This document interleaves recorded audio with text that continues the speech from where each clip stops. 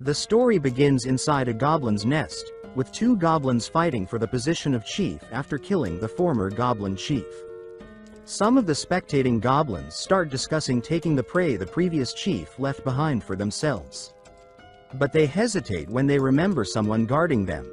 Then they see the guardian walking past them. They start insulting him for dressing like a human and keeping the prey to himself, but he just ignores them. Then they start following him, so that he could lead them to the prey to snatch it from him. The goblin MC hears two goblins talking about a tough group of goblins who went ahead to take the prey, so hearing this, he curses inwardly and starts running. Getting closer to his destination, he hears someone screaming and begging for help, so he rushes towards the voice. Arriving at the scene, he finds a bunch of goblins trying to assault a woman, so he shouts for them to stop. They all look at him and the woman begs for his help. He tells them to stop, and one goblin calls him a freak and says that since the chief is dead, this prey is his. He growls menacingly and says that if he dares to take his prey away, he would die. He then shouts to the others to kill him. At that signal, all of the goblins lung at the MC. With bloodshot eyes, the MC tries to fight back desperately while cursing them in his heart. Getting desperate to survive this disadvantageous fight, he pulls out a stone knife and threatens to kill them all. Seeing that he has a weapon, the goblins freak out and start running away in fear. Seeing his exhausted figure, the girl runs to him and asks if he's okay and thanks him for saving her. Not only did he not harm her but also kept protecting her, she calls him a different kind of goblin and begs him not to die. Hearing her call him a different kind of goblin and looking at his booting up system, he thinks that he was once a human too. But he didn't expect that instead of meeting God after being hit by a truck, he would be transported to another world with a system. But that system hasn't fully activated yet. Other than showing him his stats, it doesn't have any other functions as of yet. However, he hasn't been idle these past few days. From what this woman has told him, he has gained some understanding of this world. This world created by gods has various powerful monsters, and humans have carved their place on this continent with their strength. But the goblin he reincarnated as is the weakest and most filthy monster in this world. His stats are really low, even among goblins, and he could easily be killed. But there is a way to get stronger, and that is to mate with females. Goblins have the ability to get stronger through constant mating and reproduction, but they have no females. So to reproduce, they can only mate with other female creatures, which is why they constantly plunder. But since he used to be human, doing such a thing is difficult for him. Looking at his depressed figure, the girl tries to cheer him up, saying not to worry, since after spending these days with him she understands that he is very different and that he doesn't want to live with these goblins.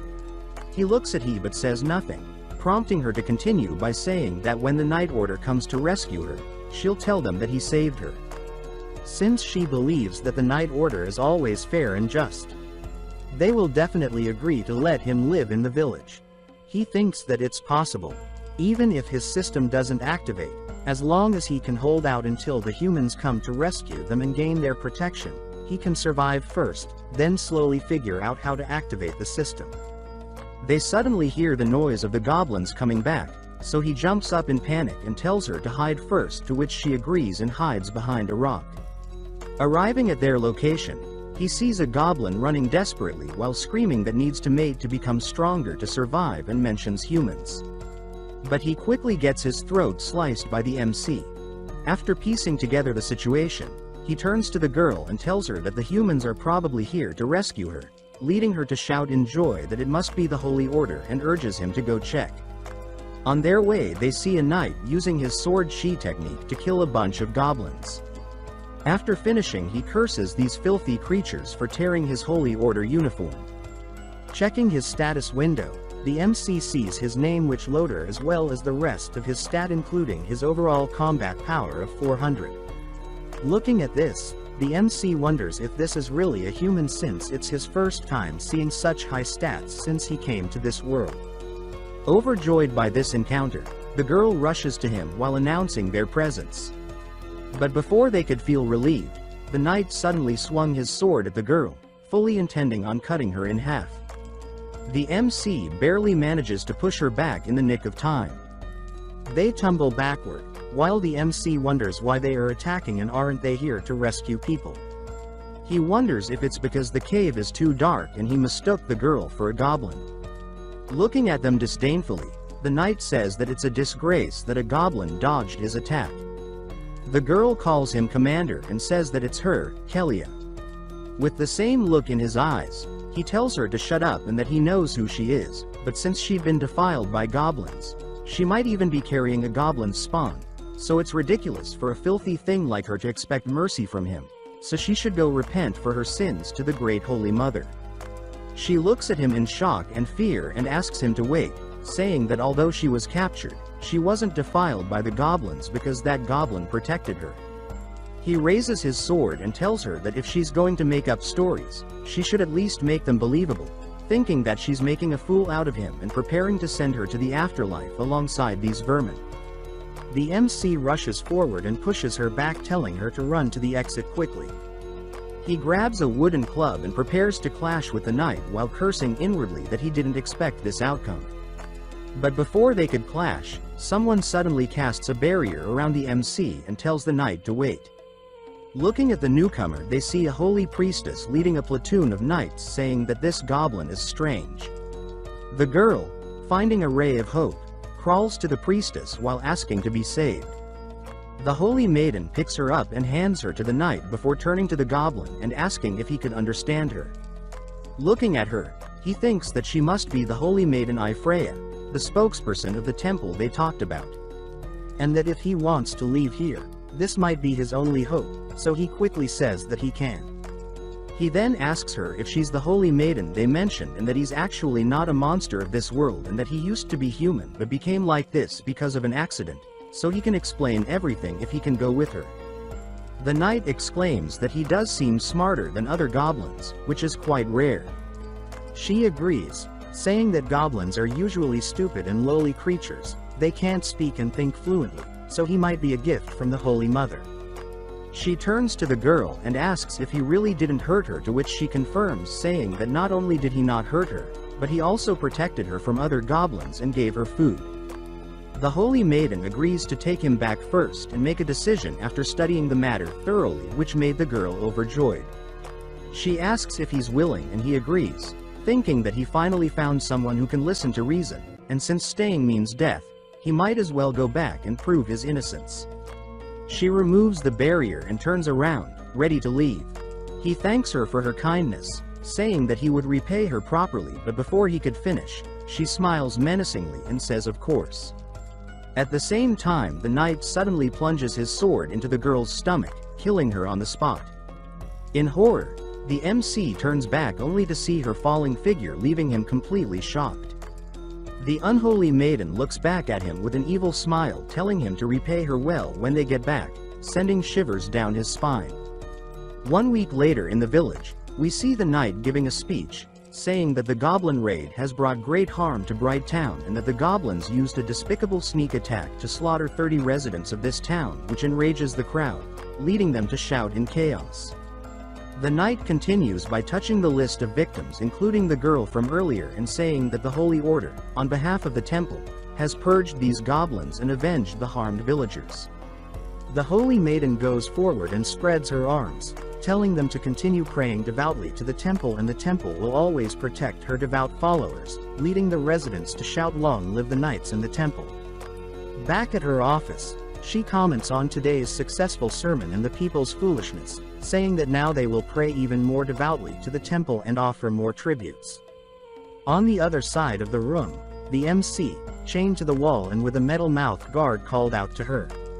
She looks at his pathetic figure with his eye gouged out, his head bloodied and disfigured and his whole body bruised and bloodied from all the torture.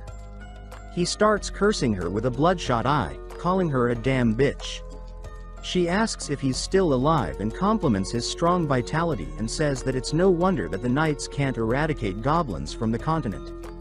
She suggests seeing how poison would affect him this time. He shouts that she deceived him, deceived everyone, and killed Kelia. He asks if this is her holy order? Her so-called human justice? She stabs his mouth with a stick, asking how dare a weak and trashy creature, a lustful goblin, question human justice.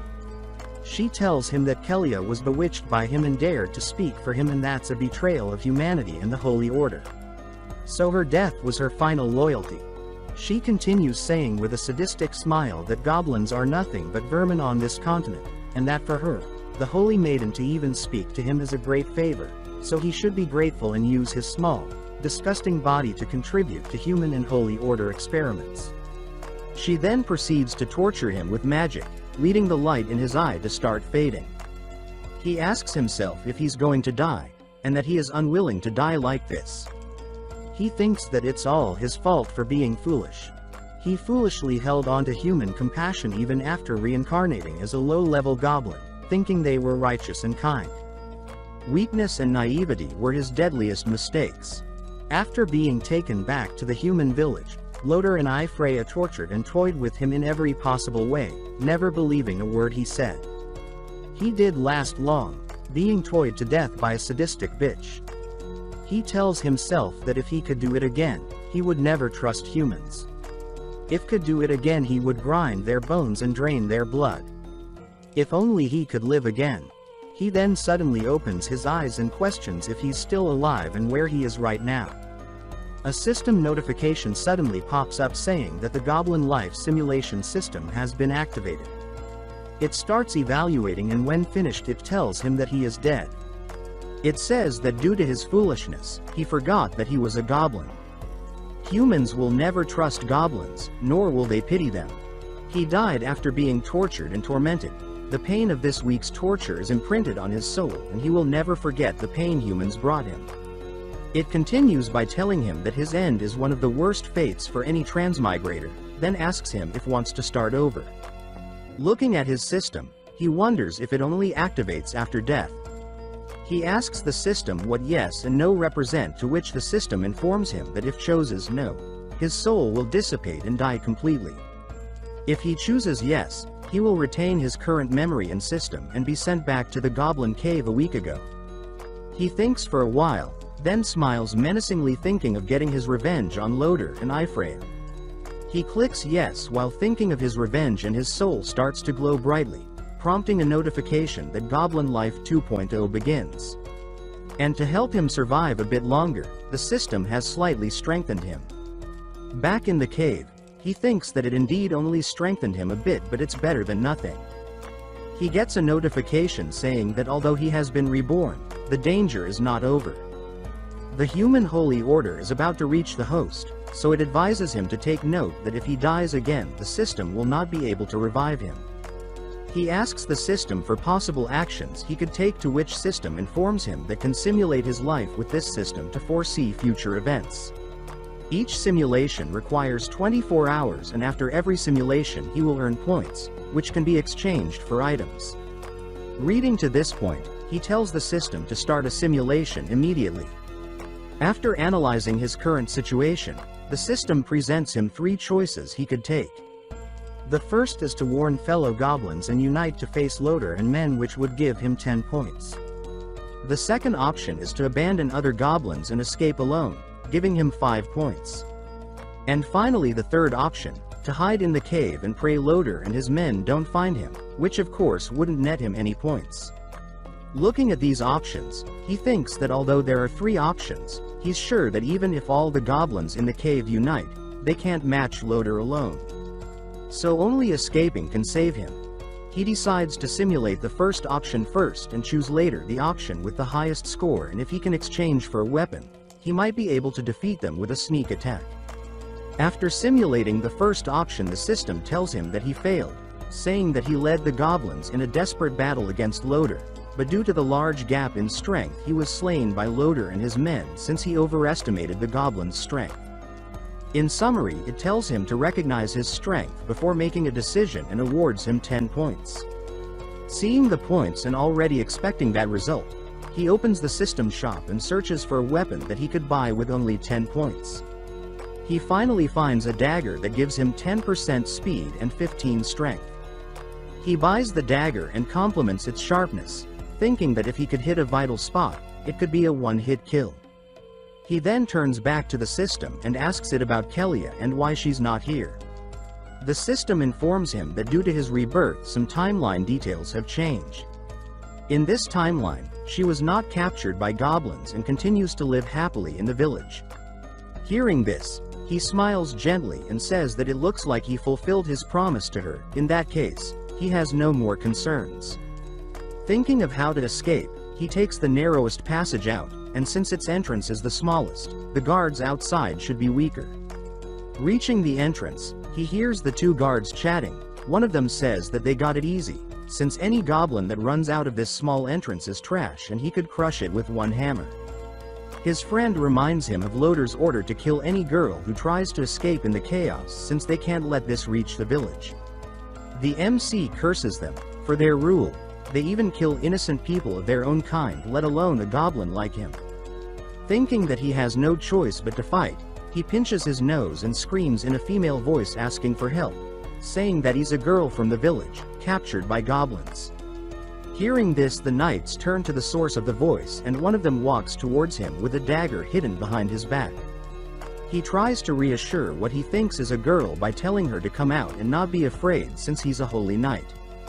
But just as he bends over to peek at the cave, he gets his neck sliced.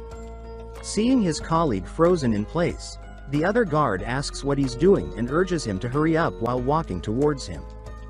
But the MC uses the first guard's body as a meat shield and dashes towards the other guy. When he gets close, he lunges and slashes at him with his dagger, leaving him with a deep wound from his shoulder to his stomach. Terrified, the guard on the ground asks how he can speak fluent human language. And then he starts begging for his life, saying that he has a family and a daughter waiting for his return. He starts making excuses by saying that he is only following orders from the Holy Order and was forced to come here. He even says that he'll bring him gold and a fresh and juicy young girl if he spares him, while grabbing a dagger from his back belt and then jumping at MC, thinking that he's distracted, but the MC cuts of head swiftly instead. After a while, he hears Loader's voice, so he grabs the knight's equipment and walks off, promising to meet again in the future. Arriving at the scene, Loader and Freya inspect the corpses. Loader wonders what's going on and if there were goblins that slipped through the net.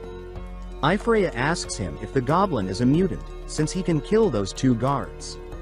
Loader confirms, saying it must be a mutant, and if it escaped, that's not a good sign. He kicks the body of the fallen soldier and curses him for not being able to handle a single mutant goblin, calling him useless. Freya licks her lips and wonders crazily how much fun she could have if they catch him. Arriving at a safe location, the MC plops down and takes out an apple, saying that since they hate goblins so much, he'll deal with them the goblin way. Since goblins have the trait of upgrading through mating and devouring, he would breed strong offsprings and expand his influence while increasing his stats. In this life, vows to make every man's desire to be dead and make every woman moan and wail under his feet. Hearing some rustling in the bushes, he wonders if the knights caught up to him. He puts on his hood and decides to strike first, but seeing a goblin that can talk as well, he tries to stop but falls on top of it. Under him, he saw a cute goblina which shocked him and made him wonder why it has female characteristics, since as far as he knew goblins are only males. That's why they can only reproduce with other species. Scared, she starts begging for him not to hurt her, saying that she was just here to fetch water. Still confused, he wonders how she can speak full sentences. He checks her stats and sees that she's a level 3 little goblin. She has the class of God's messenger and titles of female goblin, fallen god, pure soul and God's blessing. Her stats are extremely weak, but if a male goblin mates with her, then the male goblin will become a goblin god. He gets shocked seeing this and keeps staring at her like she's a rare commodity. Scared by his gaze, she says that she really was sent by the chief to fetch water, and if she doesn't get the water, he will beat her to death. Seeing her tear up, he apologizes, saying he didn't mean to. He patted her shoulder to comfort her, since if she keeps crying she might attract Loader and his group. After calming down, she asks in surprise if he talks normally as well, to which he affirms. She tells him that he's too kind, since other goblins just hit and scold her, so this is the first time someone has cared for her so gently. She offers him to follow her to the village if he has nowhere else to go. He grabs her firmly and asks in surprise if there really is a goblin village nearby. Since he can't be sure if Loader is still following him, this isn't the time to think about mating, the priority is to find a safe place. She blushes and says shyly that she'll take him there. He finally found a way to recruit subordinates. After getting to the tribe, goblins surrounded them while mocking them for being different. Seeing many goblins in this tribe, he decides to start here. He announced that he's here to join them, so let him see their leader. But since he's an outsider, they refused and decided to catch him first. Before they could attack, the female goblin, I'll just call her Goblina for now, rushes to defend him, saying that he's a nice guy, so they shouldn't act rashly. Suddenly, the boss shows up asking what they are doing here. The MC checks his status and sees that he's level 25, with class of priest and titles like breeding machine, sly old fox, and of course God's blessing. With an overall combat power of 200. The MC gets serious seeing a goblin with such a high level in this tribe. The chief asks Goblina what she's doing with the outsider she brought back. She confirms that she did bring him back since he has nowhere to go, which made the chief smile creepily and order his minions to kill this freak and eat. They lunged at him in joy hearing this order, since they could eat meat, not caring about cannibalism. Grabbing his dagger, he shows it to the chief and tells him that he can make weapons. If they let him join them, he could make them stronger. Hearing this, the chief orders them to wait and gets close to the MC, grabbing his chin and inspecting him closely. After a while he tells him that he doesn't smell like he's lying and asks what kind of weapons he can make. The MC responds that as long as they find iron ore, he can make simple iron tools, while thinking of YouTube tutorials he'd seen in his past life. He thinks that given some time, he could make even better weapons than the one he has. And this priest can also speak full sentences, so it seems like the higher the level of the goblin, the smarter they are. He continues by saying that with iron tools they won't have to fear humans or monsters, which made the surrounding goblins happy.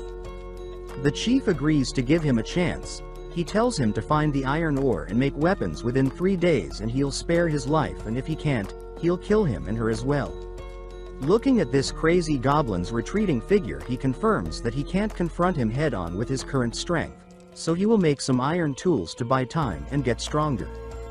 Later, on their quest to find iron with some extra goblins, Goblina asks for them to wait a bit since they've been walking all day and she's too tired. A goblin starts kicking her and calling her ugly thing, saying that if they can't find iron ore, he will beat them to death, while the other goblins are cheering him on. He suddenly gets hit with a rock in the back of head. Turning around, he sees the MC telling them that he brought them along to find the iron ore, not to fight. He tells them that he's already told them how the ore looks, so if they want to stay alive they should find at least one piece of ore in the valley, otherwise they will all die. Hearing this threat, they get scared and start running away to look for the ore, saying that when they find the iron ore the boss won't spare him. He thinks that they are right, that even if they can make the iron tools, getting killed is just a matter of time. So remembering the notification about mating with a female goblin, he looks at Goblina and thinks that it's time to think about getting stronger. He calls to Yu, which is her real name by the way, and asks her not to cry. Whipping her tears, he bends down and tells her that as long as she's with him, he will protect her, give her meat to eat, and a warm place to stay, and no one will dare to bully her. She looks at him with blushing cheeks and asks if he's telling the truth. He says of course, he will keep his word, but since they are too weak right now, and to avoid being bullied, he needs her help to get stronger. She asks how, so he responds that if she is willing to have children with him he will get stronger. She blushes profusely and tells him that she never tried it before. He reassures her, saying that as long as she's willing, and then leans down and kisses her on the lips. Looking at him with flushed cheeks, she tells him that she wants him to get stronger and asks to have his babies, which gives him the signal to begin their night dance. During the act he gets a notification telling him that he will have a total of 7 children with you, increasing his level cap. And due to talent limit, he gains +9 to attack, +100 to health, and +10 to defense. After finishing, he checks his status and sees that he's at level 7, gaining the titles Defiler and Potential God with an overpower of 65. Looking at his body, he thinks that not only did his level increase, but even his form improved. With this, his chance of winning against the Goblin Priest is much higher. He grabs her coat and covers her up, saying that from now on she's his and he will protect her for life, to which she replies shyly that he's too kind. Suddenly, a goblin started screaming for help, saying that there are demon wolves while running with some ore. Seeing that they brought the ore as requested with some extra trouble, Lin Tian tells you to stay there and wait for him, to which she tells him to be careful. Almost eaten by the wolf, Lin Tian saves the goblin right on time by stabbing the wolf in the neck. He looks at the goblin and tells him to give him the ore, so he did. He compliments the quality and tells the goblin that if he finds him some more he will make weapons for him when they get back, to which the goblin readily agrees. Sometime later back in the village, Lin Tian finally finished his first spear with an iron tip. He stabs the wolf's head and tells the chief and goblins to watch closely this weapon he made from iron ore. The goblin he saved jumps up and says that he really used the weapon to kill the magic wolf and save them. Tien lifts the spear and asks if they want some as well, to which they all say yes. The chief strikes the ground with his staff and says that Tien really wasn't lying about making iron tools, but if he wants to stay he has to make 50 of these weapons within 2 days. But Lin Tian smiles confidently. And 2 days later, he tossed a straw bucket full of spears towards the chief, telling him that these are what he wanted, causing the goblins to cheer for him. The chief smiles greedily, surprised that he actually did it. He then turns to the goblins and tells them that tonight everyone will feast on meat to celebrate Lin Tian joining them, which made them cheer in happiness. During the celebration, Yu approaches him with a piece of meat, saying that this is the special gift the chief saved for him.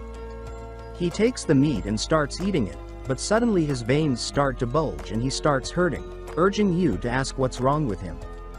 The chief approached them while laughing, calling Tien stupid, and that he sees through his ambition, daring to challenge him. There's only one way out. He grabs Yu's head and says that since he cares about her, he should enjoy watching this traitor get their head sliced off by his own knife. But before could proceed, his hand got sliced off cleanly. He grabs his injured arm and asks Tien in shock how could he. Lin Tian responds by saying that he's the stupid one, and that he's so damn sneaky. Since he already knew from the system that this would happen, he was just playing along. Enraged, the chief tore off his skull necklace and used it as a whip to strike at Tien, but the latter dodges to the side and counterattacks by slashing him in the back of his neck, killing him instantly. He starts announcing that from today, he is their new boss and he will lead them to attack the elves and the humans, have wild sex and have endless meat to feast on. The goblins get excited by his speech and start howling and calling him boss, so he offers them the chief's body to feast on. He starts thinking that this is just the start of his revenge. Next, he will make the elves help his tribe breed stronger next generations, not knowing that an elf is secretly watching this whole thing. Back at the elves' village, the elf princess rushes towards their chief's location. The other elf tries to stop her, but the princess refuses, saying that she has urgent news to report. Barging in her mother's room, she shouts that she has urgent news to report. But before she even started reporting, she starts blushing profusely, seeing her mother being serviced by multiple elves, so she apologizes and tries to leave in embarrassment, but her mother stops her, curious about the urgent report. She starts explaining that this is about the goblins in the forest. Her mother asks what's so important, those weak and filthy low-level monsters. She responds by saying that this morning she found a dead black-haired giant bear that had been gnawed to the bone. There were signs of a fight and goblin footprints all around. And since the giant bear is one of the fiercest creatures in the forest, goblins shouldn't be able to kill such a beast. And a few days ago she saw the old chief killed by a young goblin, so this change might be related to him. Hearing all of this, the queen says that it seems the goblins have recovered a bit. She orders her daughter, Kasana, to take some people and clean them up, but not to kill them all at once and leave some alive, since the potion made from freshly extracted goblin hearts is excellent for the male elves in their tribe. So Kasana could only agree with a bright red face. The queen then tells her that since she worked hard these past few days, she could take a male elf as a reward, or more than one if she wants. But Kasana quickly leaves in embarrassment, saying that she'll go investigate more tonight and report back if she finds anything. Back at the goblin village, Lin Tian and the goblins were making their plan to attack the elves. The goblin scout reported that the enchanted forest has about 30 elf treehouses, all very tall, which means at least 70 elves in total. Tien compliments him on a job well done, promising him 2 elves when they conquer their tribe. They then disperse to sharpen their weapons. Since the priest died, Lin Tian has led the goblins to mine, make weapons and hunt monsters to level up. Later on, he continued to level up by hunting monsters, acquiring new skills while doing so, like Giant Fang Attack, Stone Skin, Stealth, Climb and Venom Secretion. With the Goblin's Devour skill, the entire tribe has gained many skills and over levels have increased, making the overall power of the average goblin 250, while the elves are about 200, making them a bit superior. Thinking that he should be careful about their raid on the elves, he decides to launch a simulation. The results are that, leading the goblins on a raid confident of success, he would fall in a trap and be ambushed and shot down by the elves, which will result in him being captured and hanged in the forest as a warning to the goblins. In summary, although the plan looks foolproof, it's actually under someone else's control, which gives him a score of 0 and no rewards. Seeing this result, Lin Tian thinks that there's only one explanation, and that is they are being monitored by the elves. Goblins have keen hearing and smell, so if focused, he should be able to find some clues. After a while, he found it. Later, we see the elves rushing back to inform the queen about the goblins' raid plan. But they are intercepted by arrows that even manage to hit Kassan, making her scream in pain. She falls down, and can't seem to use any strength at all. Unable to move, she wonders if she's been poisoned. Lin Tian approaches her while saying that he didn't expect to catch her so easily and she showed up just in time. He then orders the goblins to take them all back. Later on, he tells the goblin to wake her up, so the latter pours water on her to wake her quickly. Lin Tian grabs her face and thinks that it seems that the body fluids of goblins have a special paralyzing effect on female creatures, which gives them an even better chance of winning against the matriarchal elves. Shaking in anger, she calls him a lowly creature, asking how dare he kidnap her, the princess, and even try to attack the elves. She continues by shouting that if not for her mother's kindness, the elves would have annihilated them long ago, so if he dares to touch a single hair of hers, her mother will not let him go. He smirks and responds in sarcasm about the kindness she mentioned, finding it amusing. He continues by saying that elves she speaks of and elves his subordinates speak of seem to be quite different. His subordinates may be foolish, but they never lie. The elves could have wiped them out long ago, but there are still many goblins in this forest. It can't be just out of kindness, which reminds her of her mother's words earlier about leaving some alive. Lin Tian finished by saying that there's no more need to explain, he will lead the tribe tonight and get to the bottom of it. He turns to his subordinates and orders them to divide and devour the 2 dead elves and absorb their skills. As for her, we all know what, leaving her shaking and begging him not to do it.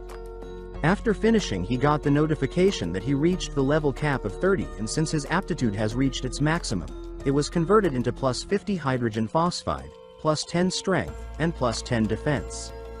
He also acquired the elf skills of stealth and night vision. At the elves' village, the queen is still having fun with the other male elves, but they can't go on, so she laments not having captured more goblins earlier to make the potion.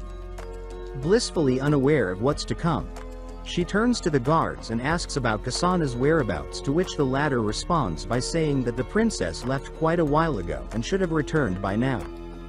He continues by saying that he thinks they should send some people to check the situation and kill some goblins to level up some of their warriors at the same time. She agrees, telling him to take some warriors and support Kasana. But suddenly, she hears a voice telling them that their princess won't be coming back, making them on full alert. He shoots 2 poisoned arrows, one which kills the guard instantly, but the other the queen manages to grab it with her hand, still shocked by this turn of events. He informs her that Kasana has already been caught by him and will soon have his child, and that they are going to become families soon. Enraged, she grabs a sword and asks what he has done to her daughter. He taunts her by saying, "What do you think?" which leads her to rush at him in anger, saying that she'll kill him. Easily dodging her attack, he tells her that her village has been besieged, and if she surrenders obediently, he will consider treating her well. Finally feeling the effects of the poison from the arrow, she falls down, unable to move. He informs her the arrow she caught was covered with goblin fluid. Once she comes in contact with it, she'll be paralyzed very quickly, so he suggests she behave herself. She curses and tells her that when he was outside, he heard her talking about upgrading her warriors and stimulating potions. So it turns out the elves have always been using goblins this way, but he guessed she didn't expect the goblins to one day come settle the score with them. Looking at Tien, she wonders if he's the new leader her daughter told her about. Suddenly some fighting noise was heard outside, prompting the queen to ask what's going on and Tien to say that it seems like it's about time. He takes her towards the window to show her the scene outside and says in a jovial tone that it's time to talk about their cooperation. Looking down, she is shocked by the scene of her followers dying and begging for help. She shouts at him, to which he tells her that the goblins are no longer weaker than the elves, so she doesn't have the ability to resist. When the elves had power, they slaughtered the goblins, so it's only natural for them to seek revenge when they have become powerful, so he advises her to face reality. He tells her that needs stronger warriors, so he still needs her. As for whether she lives or dies after that, it all depends on her attitude as the Holy Mother. She starts begging him that as long as he doesn't kill her children, as long as they can still live, she will do whatever he wants her to do. She's willing to bring them to stay with him and give birth to his children. Sometime later, Kasana is crying to her mother about their situation. Her mother apologizes to her, saying that it's her fault for underestimating them. Now the elves are only left with women and children, so to preserve their bloodline they need to mate with the goblins. She tells her that from now on they can only depend on the goblins. Lin Tien approaches them and says that they should stay inside and wait to give birth, and he will arrange their meals every day. And if anyone has bad intentions, he will kill them all. The queen says that she understands but has a request. She wants to take care of the children she just birthed, looking at them playing with you. He wonders if it's because of her attribute of boundless maternal love. Yu interjects by saying that she can't handle all the children alone, so he agrees that from now on she will help Yu take care of them. He thinks that when these half-elves grow up, they will add a significant strength to the tribe. He takes a look at the stats he got after mating with the queen. He gained a qualification boost which gives him plus 200 hydrogen phosphide, 30 strength and 30 defense. He wonders if his qualification has been unlocked to the highest level, since recently, all his acquired values have been converted straight into attributes instead of levels. It seems that from now on, all he has to do is mate with strong individuals and have them give birth. His current strength is enough to crush Loader, so after these elves give birth, he'll find an opportunity to deal with him. Half a month later we see an elf who just gave birth screaming to get the disgusting goblin she just birthed away from her, finding it terrifying. Tien asks Yu how many newborns they have so far. She responds with 30 to 40 by now. Suddenly they hear an elf screaming in pain, so they rush to the scene. Turns out it's Kasana giving birth. The queen begs him to save her since it's her first time giving birth and she seems on the brink of death. He goes in to help, so she asks him if he knows how to do this, to which he says he knows a bit. Kasana tries to refuse, not wanting his help, but he tells her to shut up since they are his children as well. Later, she successfully birthed 3 goblins, and Tien informed them that she's fine now. Yu compliments him for being amazing, but he says it's no big deal. They then hear an elf struggling and see two goblins trying to assault her. He stabs one of them from the back and says in anger that he told them to wait until they are fully rested and recovered before allowing them to breed again. Whoever disobeys will face death. He turns to the remaining goblin and orders that from now on, each elf will be given an extra portion of fruit. The queen looks at him in surprise and remarks that he is indeed different from other goblins. He responds by saying that this is what should be done. As long as they behave better, they will be treated better. He ran a simulation about capturing the elves, and the results were that after he conquered the elves and impregnated all their females, they would birth stronger goblins than the average goblin. Seeing the tribe about to expand, he decided to seek revenge on the Holy Order, and after successfully infiltrating Bright Town, he located the whereabouts of the Blade Hero group. The system then gives him three options. The first is to take action himself to kill Loader and others with 50 points as reward. The second option is to lead the goblins and massacre Bright Town, plus 30 points. Or the third option, which is to wait and see. If he thinks the time isn't right yet, he should observe for a while longer, which gives 10 points. He wonders how they were able to find them so quickly according to the description. He thinks that although his current strength is almost equal to Loader's, his companions should not be underestimated. His current attributes should allow him to easily kill Loader, so he selects the first option. The result is that after he found an opportunity to attack Loader when he was alone, he chose to strike decisively and Loader was almost killed. However, at that moment, Loader's master, the Sword Saintess, appeared. She saves Loader and he dies tragically under her sword. After that, Loader and his group return to the capital and never be seen again. Seeing this result and only getting 30 points out of 100, Lin Tian is shocked that such a person as the Sword Saintess would appear in such a small place. And he didn't expect Loader and his group to leave Bright Town. Once they leave, it will be difficult to find them again. He curses, thinking that he needs to hurry up. He looks at Yu distributing food for a while till he gets an idea. He goes to Yu and tells her that he needs to go to the human territory for a few days, so he will leave the tribe in her hands since their warriors listen to her the most after him. The elf queen asks if he's crazy, since if he's discovered by humans in their territory, he will be hunted and killed. He tells her that he has a grudge and wants to seek revenge, to which she asks him to hold on and let her help him. She can cast a stealth spell on him, so he wouldn't be detected by them.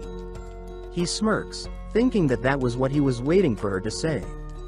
He tells her that he didn't expect her to care about his safety, to which she responds that she's just afraid that if he dies, the other goblins will be even more cruel to them.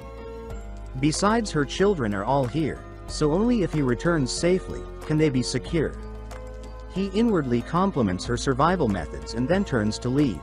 Later, Lin Tian successfully manages to infiltrate Bright Town, secretly monitoring the knights from the back alleys. He notices that the security has suddenly become tight and wonders if the Sword Saintess has already arrived. But he's been gathering information all day, and hasn't heard any news about her, so he finds it strange. He continues walking through the town when he sees a bunch of adventurers gathering at an adventurer team's ranking bulletin. He decides to check it out and sees that Loader is actually ranked first as part of the Blade Hero team. He thinks that he needs to hurry and find more clues, otherwise his revenge will fail. A while later, he hears a familiar voice, who is none other than Loader. He goes into the tavern and eavesdrops on their conversation. Some knight was boisterously recounting Loader and Ifreya's noble deeds during their adventures, saying how they saved him from a four-armed ape. And Ifreya laughs shyly, saying that he, the captain, is the amazing one, and there's no way she could have killed it alone. Another adventurer mocks them for bragging about something as small as a four-armed ape, to which the captain tells him to get lost.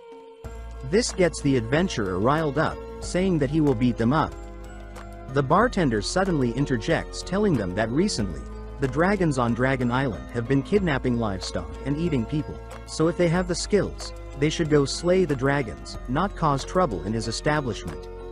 Lin Tian gets surprised at the mention of dragons.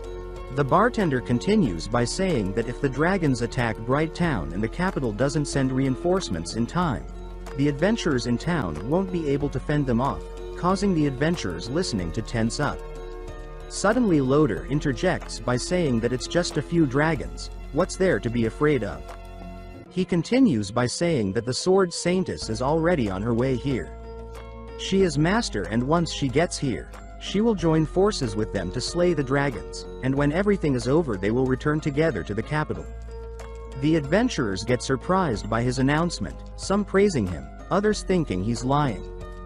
Loader tells them that today, he will treat all of them to drinks as a way to celebrate the Sword Saintess's arrival and the success of slaying the dragons in advance.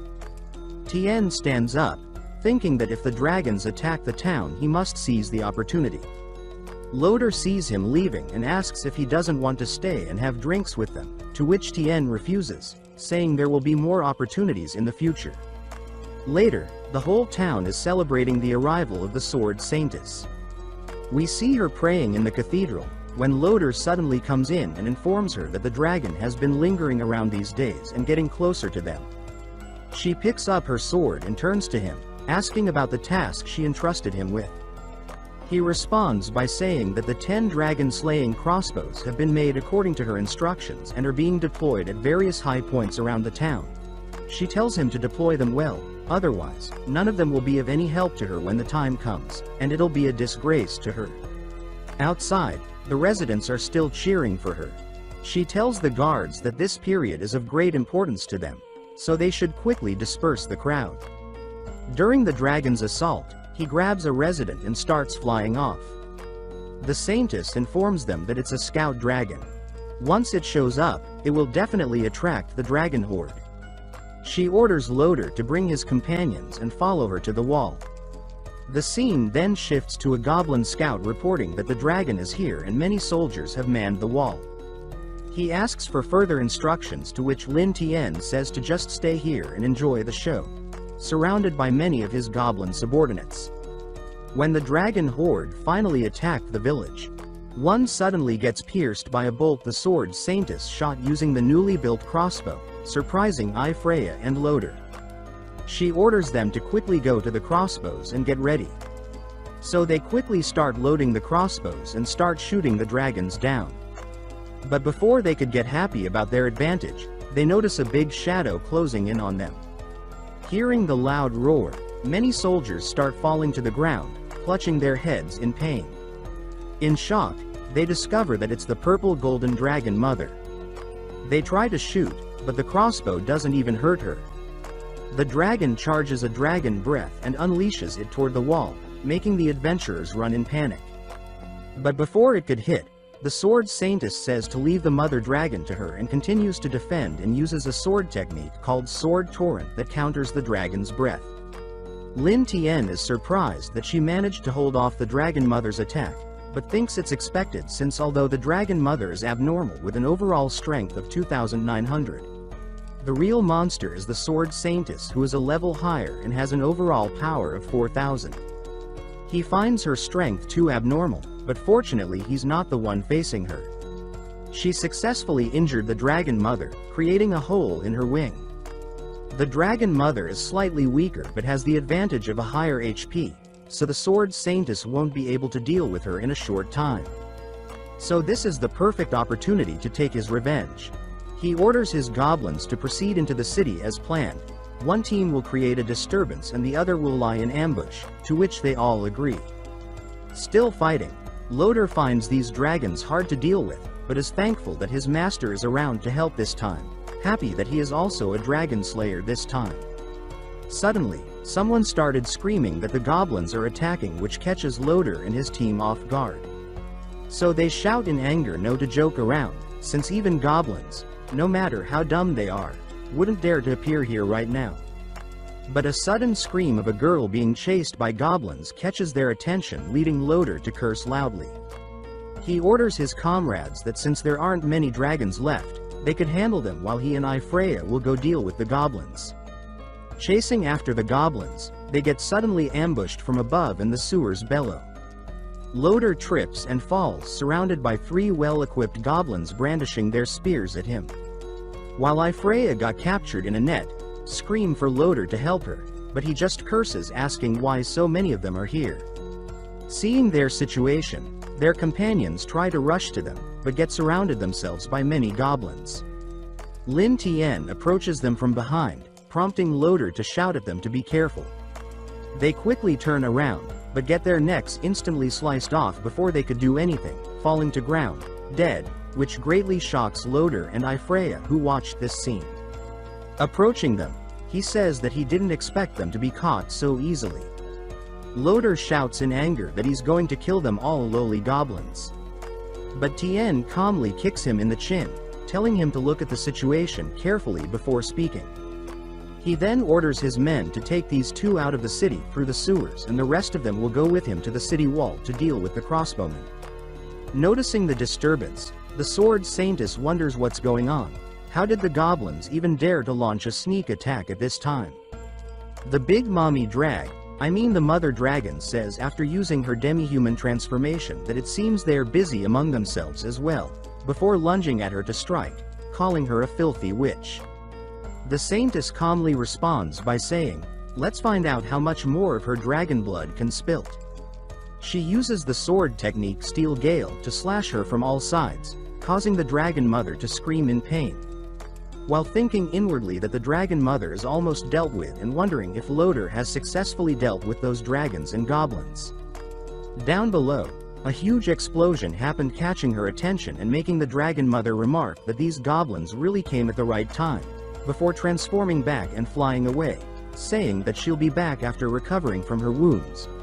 Which made the Saintess curse that she managed to escape, vowing to exterminate all dragons on Dragon Island once she's recovered. Going back to the town and killing some goblins, she asks about Loader's whereabouts, calling them useless fools for not even being able to deal with some goblins. A soldier reports to her that Loader and Ifreya have been captured by the goblins, making her question how that's even possible. The soldier tries to explain that these goblin are very unusual, their strength is comparable to a great race, and even Loader couldn't defeat them. She turns around saying that she will go slaughter all the goblin tribes in the enchanted forest now, but the woman, clearly afraid, grabs her hand and begs her to stay with them, asking what if the dragons or goblins come back, who will protect them. This prompted all the residents to start begging her in fear. This scene made her think that compared to the captured members of the hero's party, her duty is to protect these citizens. She tells Loader in her heart that if he wants to blame himself for being weak, since he couldn't even deal with the goblins, she has no choice but to ask the royal family for help first. Finally getting back to his village, Lin Tian is welcomed by his subordinates, followed by the chained-up Loader and Ifreya.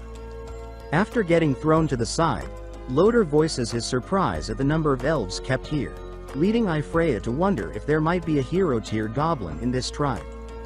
He asks if she's recovered a bit, to which she responds by telling him that the toxin is very potent, and will take some time for her sacred constitution to eliminate the effects.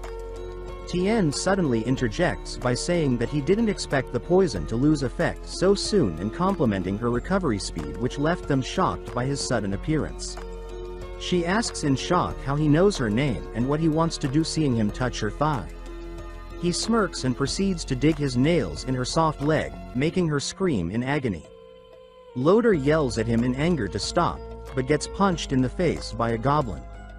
Loader asks if he hasn't thought of the consequences of capturing them, saying that the Sword Saintess is enough to kill his entire tribe with one strike. Tien calmly responds by telling him that the Saintess is his prey as well, but the time hasn't come yet. Besides, he's already sent someone to cover their tracks, so even if she wants to find this place, she won't be able to.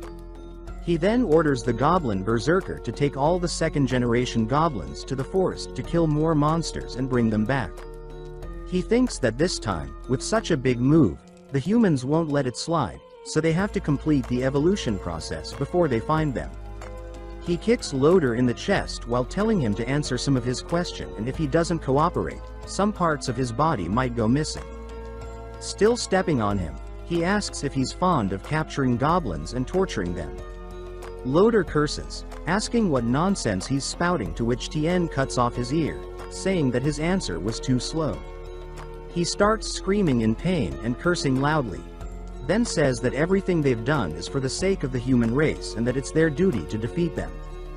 Tien chuckles at this response, saying that he thinks it's more about constantly elevating the status of his so-called heroes party, since it's much easier to kill the captured humans along with the monsters than to rescue them alive.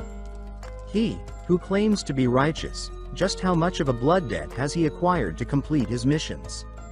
Hearing to this point, they get frightened by how much he knows about them.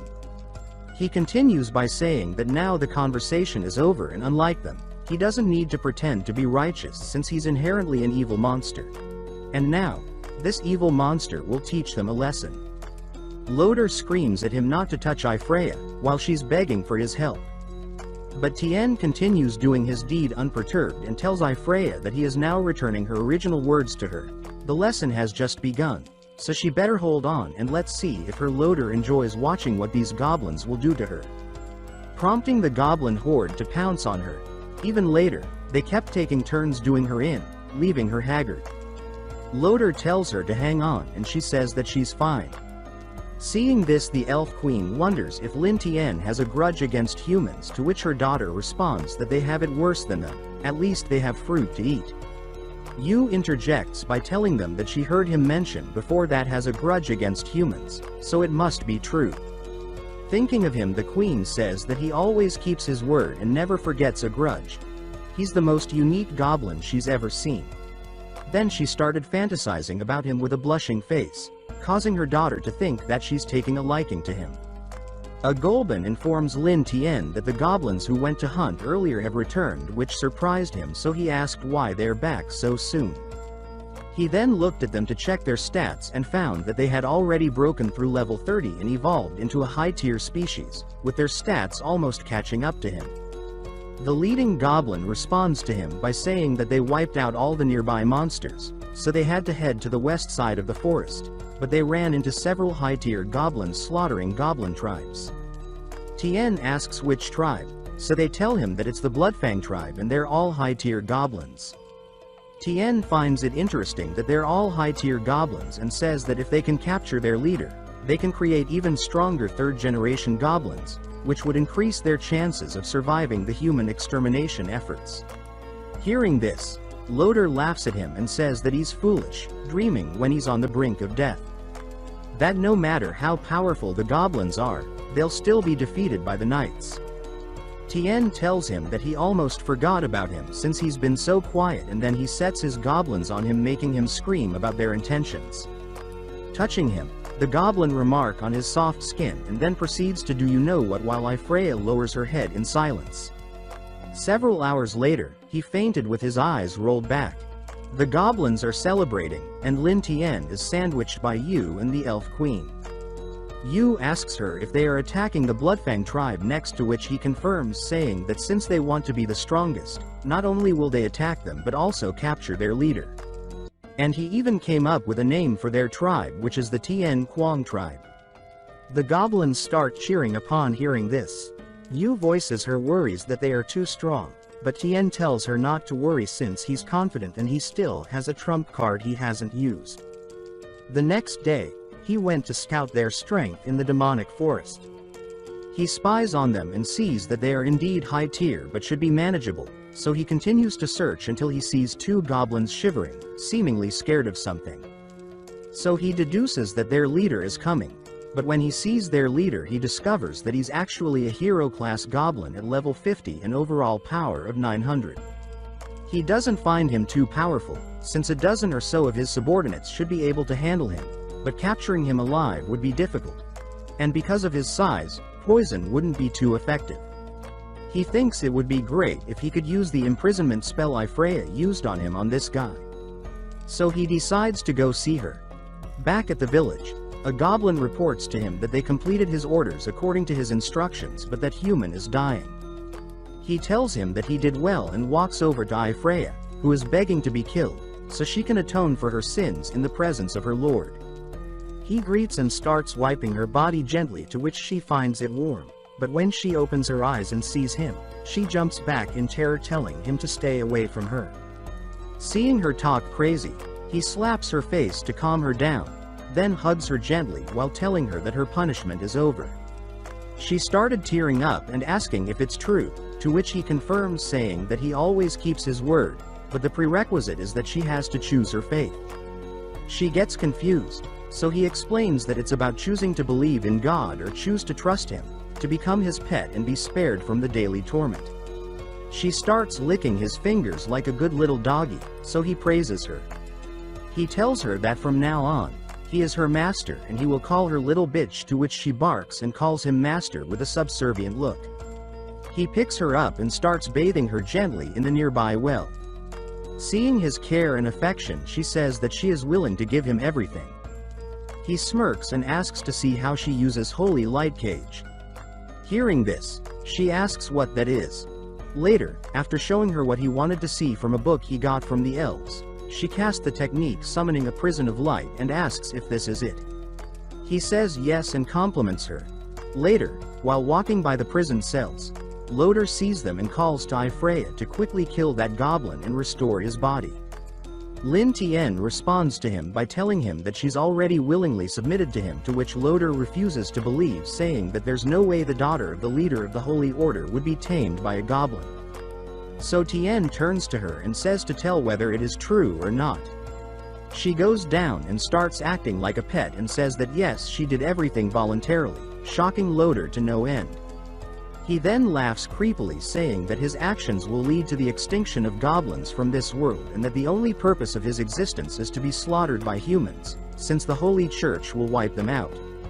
This surprised Tien, not expecting her to have such an identity. And as a reward for such important information, he orders his Ricardo-looking goblins to not let him rest for 3 days. Then, taking Ifreya with him, he goes off to take down the Bloodfang tribe. At the Bloodfang's village, they are preparing to attack the southern tribes, expecting to capture the elves and have fun with them. Suddenly someone reports to him that a goblin barged into the tribe looking for him, which confused him, so he asked to be sure if it's a low-level goblin, but before they continue, Lin Tien shows up, telling him that he knows that he's a hero-level goblin with intelligence close humans, which is why he's here to talk to him. The leader asks if he's a mutant, to which Tien replies that he's just slightly smarter than a normal goblin. He then introduces himself as the leader of the southern tribe and announces that he wants their leader's head. The rest of them have 2 choices, either submit to him or die here. The goblin hero gets angry, calls him a fool and grabs his head with his hand. He pulls him up, saying that he did expect him to come to him on his own. After he kills them all, the elves and humans will be his. Seeing that it is useless to talk further, he tells him that if he didn't want to capture him alive, no more words needed. He cuts off his hand and jumps back suddenly, causing the leader to shout at them to kill him. They all pounce on him, ready to avenge their boss, but Tien signals his subordinates to show up from their stealth and start slaughtering their opponents. Seeing the many goblin warriors, he discovers that this was his plan all along. He just negotiated with them to make them lower their guard, and with their attention all on him, his subordinates infiltrated easily. He decides to run away, thinking that they are no match for him. If he wants to escape, no one can stop him, but even so he chooses to kill Tien before escaping. Tien stands calmly and calls to Ifreya, to which she quickly casts the Holy Light Prison, stopping him in his tracks. He curses, seeing that it's a light-type magic and he knows that goblins can't use light magic. That's when he sees Ifreya acting like a good pet. Tien pats her head and tells her that after turning dark, she's gotten even stronger, so he tells her to go back and get her reward. Chained up, the goblin hero calls him scum. Tien responds calmly by telling him to obediently become his heroic breeding goblin. And that is all. Later, back in the tribe, the goblin hero is chained up to a rock, bloodied and bruised. Lin Tien stands in front of him, calmly cleaning his dagger that's dripping with blood and saying that subduing him really took a lot of effort, but finally, all the busy work is done and now there's no longer any threat. In the cell behind him, Loder watches in terror while wondering in horror how he managed to capture a hero seed, calling Ling Tien a beast. Tien turns to the elf queen and Yu and tells Yu that the test of artificial insemination can be done by the other goblins, so she just needs to keep an eye on them, to which she readily agrees. He then tosses Ifreya to her, saying that he'll leave her to Yu and orders Ifreya to be prepared and listen well. After washing his hands with the water Leah, the elf queen brought him, he tells her to help him get dressed later, he needs to go meet a friend. She exclaims in surprise about this friend, to which Tien grins devilishly, saying yes, a very important friend. Standing on the beach in front of some buffalo carcasses, Lin Tien says that judging by Loader's arrogance, human reinforcements will likely arrive at Bright Town soon. With their current strength, they could still face off against the knights, but if they encounter the sword Saintess, it would mean a certain death. Growing the hero seed goblins still needs time, so he must find an ally to stall the sword Saintess. It's time to go meet the purple gold dragon mother. He thinks inwardly that Dragon Island is at least 100 kilometers away. So the quickest way to reach Dragon Island is to summon a dragon here. With such a strong scent of blood, he thinks he should be able to lure a flying dragon soon. A while later, a dragon could be seen flying in his direction, and Tien thinks, as expected, they caught the scent of blood and arrived while hiding inside the belly of one of the buffaloes. The dragon quickly picks up the tied-up carcasses and flies back, making Tien rejoice in his success. After reaching the island, the dragon drops the bodies inside a cave and leaves. Tien climbs out of the belly of the beast and looks around him, thinking as expected, these dragons aren't hunting just for themselves. So now all that's left is to find the dragon mother and... But before he could finish his thought, a giant purple dragon rises behind him, saying that there's something strange mixed in with food. After looking closer, she says that she recognizes him. He's the goblin leader that attacked Bright Town that day, and asks what is he sneaking into her territory for, and threatens to eat him. Lin Tien raises his hand, asking her to wait and saying that he's here this time to discuss cooperation. Taking on her humanoid form, she says how peculiar, a mere goblin wants to negotiate with her, but since he's helped her before, she'll listen. If he can satisfy her, she might choose not to eat him. He tells her that she seeks revenge on the sword Saintess, doesn't she? So how about they join forces, and consider it a favor from last time she helped him escape during the raid. She responds with what, he, a lowly creature, is targeting the sword Saintess, and then says that he piqued her interest a little. So she asks how he plans to deal with the sword Saintess, calling her a wretch. Tien says it's simple, he just needs her to send her dragon soldiers to occasionally harass Bright Town. She asks what about him, what can a bunch of mere goblins do, and how dare he target that crazy woman. She grabs his shoulder and leans closer, asking what's his plan. She then lifts his chin with her fingers, and he responds that to deal with someone like the sword Saintess, direct confrontation won't work. They have to attack her mind. Killing her spirit is the best way to defeat her. The Dragon Queen laughs and says that using goblins as tools to kill without sacrificing her own forces is perfectly in line with her desire. He asks if they should consider their deal sealed then, to which she says naturally, but who would have thought a goblin could be so clever? The more she looks at him, the more she likes him. Licking her lips, she asks how about she give him a little reward. Tien thinks that female dragons in their breeding season are really something. But then she says that unfortunately his small body is really not worthy of her attention, so in that case she'll give him some other reward first, and then she starts to wonder which one should she choose. Back in the Tien Quang tribe, Loader could be seen tied to a cross. He wonders why the knights haven't come to save him yet, since it's been so long, and if he stays here any longer he's gonna break apart, so he must escape. But how could he do that with goblins everywhere? He then thinks that since goblins are short, if he could manage to get to a higher place. He then sees a wyvern flying his way and starts panicking. He starts shouting at the goblins to let him down, saying that he doesn't want to be burnt alive by dragon fire. The wyvern, the goblins and elves go into an uproar, but then the elf queen notices something and tells them to wait and look, saying that there seems to be someone on the dragon. The wyvern lands in the midst of the goblins, and Lin Tien descends from his back, saying that he's back, taking everyone by surprise. He pets the dragon and tells it to rest here well and not wander around. The goblins start shouting "Long live the boss," saying that he's so cool, and Yu joyfully comes to his side. Loader could be seen with cold sweat trickling down his face, wondering if Lin Tien is really a goblin, and prays for the night order to hurry and save him. Meanwhile, in Bright Town, the Royal Knight Order has finally arrived. They rode their majestic horses imposingly until they reached the town square, where they kneel down in front of the sword saintess. Seeing this, she orders, saying that time is running out, no need for formalities, and quickly prepare the rescue plan. Back in the village, Lin Tian uses his ability to simulate the future. The current scenario is nurturing the third generation of goblins, which says that by ambushing Bright Town and the Bloodfang tribe he has achieved remarkable results. He leads Goblin Yu and Freya to grind levels in the Enchanted Forest to counter the Sword Saintess and the human royal family. After 1 month he will achieve level 50, Yu level 60, and Freya will reach level 45. It then presents him with 3 options. The first, to continue grinding in the forest, which gives 1 score. Second, to find a way to capture prisoners and cultivate more goblins with a plus 10 score. And finally third, to speed up the leveling process and jump directly to 1 month later with a plus 20 score. Seeing the third option, Tien thinks that this option's appearance means there won't be an ambush from the Saintess during this time, so he decides to skip this period and clicks on the third option. Time starts to accelerate and he gets a notification saying that this enchanted forest can no longer provide sufficient experience.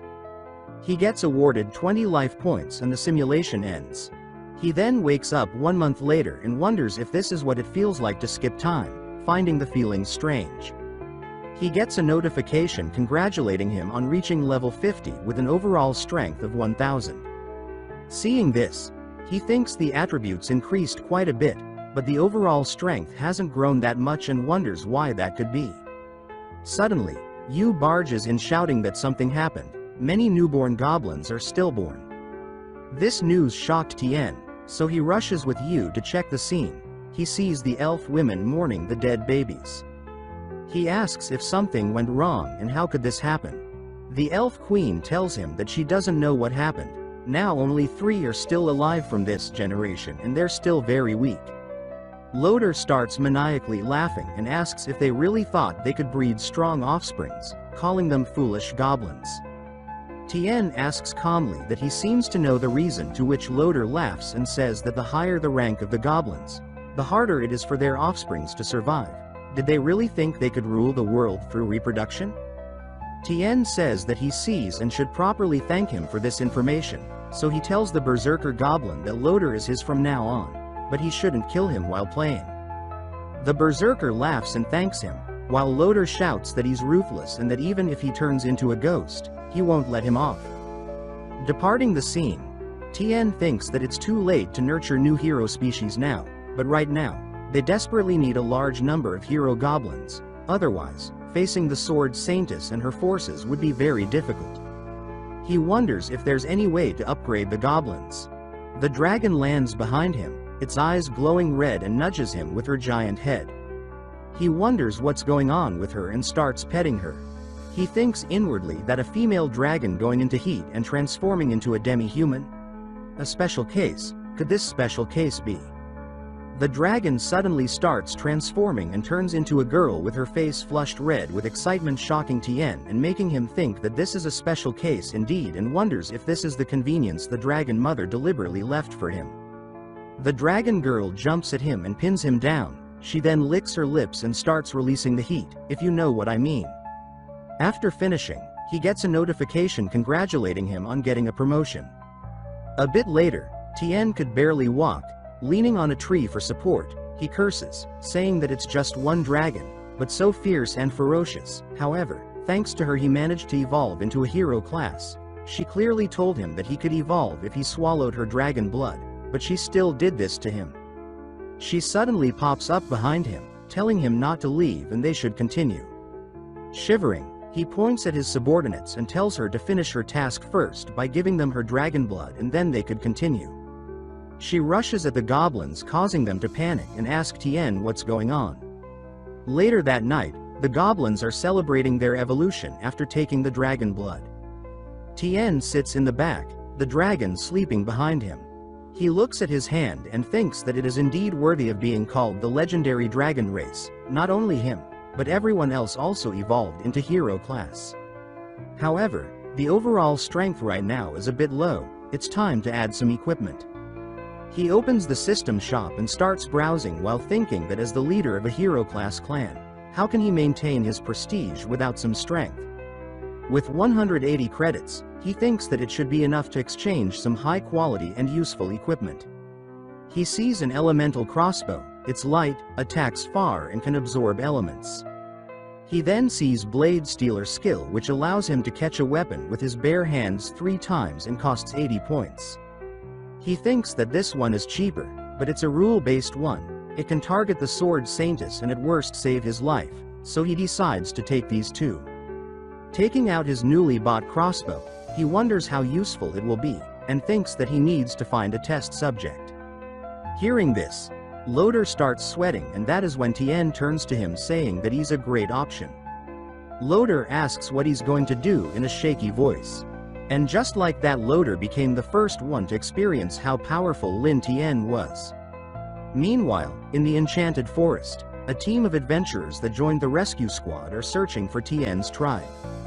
The archer of the group says that these low-class monsters are so boring, she doesn't understand what's there to fight over, and that they should have stayed with the Saintus to guard the town and slay the dragons.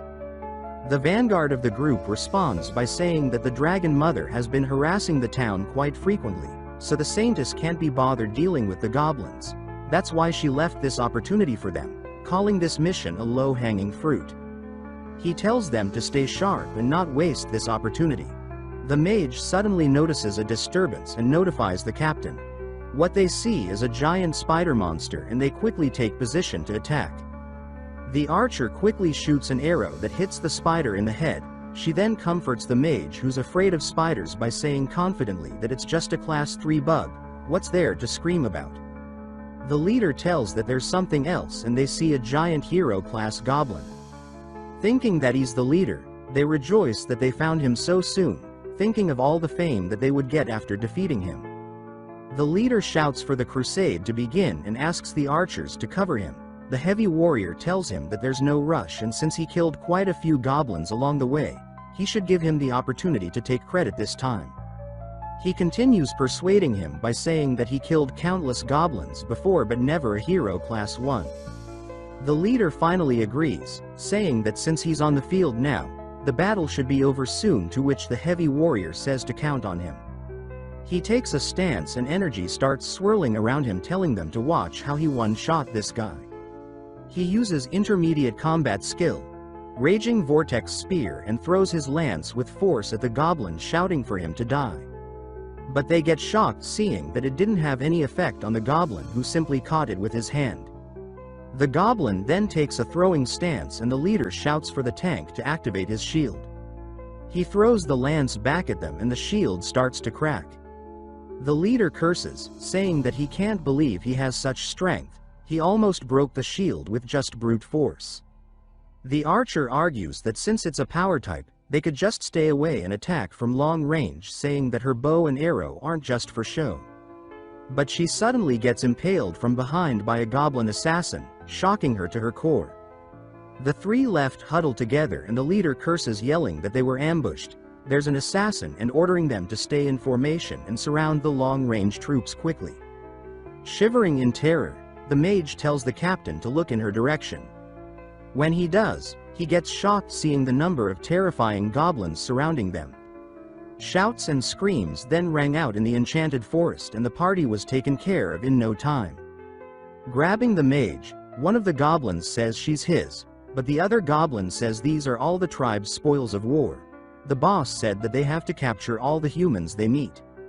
They lost one because he was fooling around, and for this, he will get nothing.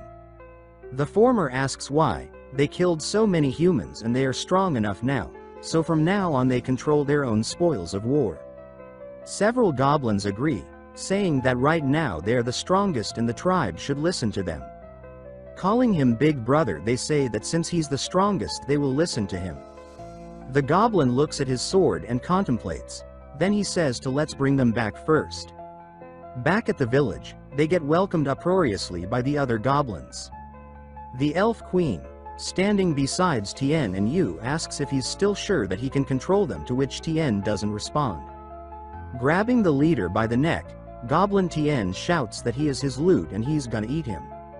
Lin Tian approaches him and orders him to put him down since he has the information that he needs. Goblin Tian looks at him menacingly and then says that if he wants him, he should give him his women in exchange.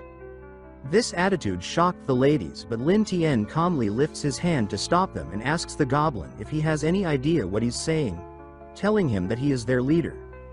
Goblin Tian turns to Goblin Kwang and says that Kwang is stronger than him, so they plan on following him from now on. Looking at Goblin Kwang, who used to be Goblin Berserker, Lin Tian says so he is the mastermind. Tian continues by telling Kwang that he'll give him a chance, capture Goblin Tian for him and he'll forgive him, which made Goblin Tian jeer, saying that Goblin Kwang won't listen to him, he's their new boss, they'll kill him today and rule the tribe themselves. But he suddenly gets grabbed by his head by Goblin Kwang, which made Goblin Tian sweat profusely. Kwang then decisively crushed his head, shocking the onlookers. The rest of the hero-class goblins ask why, but he ignores them and tells Tian that after leveling up, he seems to understand many things. Unlike these arrogant idiots, he respects him, however, he also respects absolute strength. Calling him father, he says that he became the leader after defeating the old leader. Now, he would like to try. He is level 50 with an overall strength of 1200. Tian says that he sees, this kid dared to challenge him when his comprehensive strength reached 1200, he's happy to see him grow, but with energy exploding around him asks if he's sure he wants to challenge him?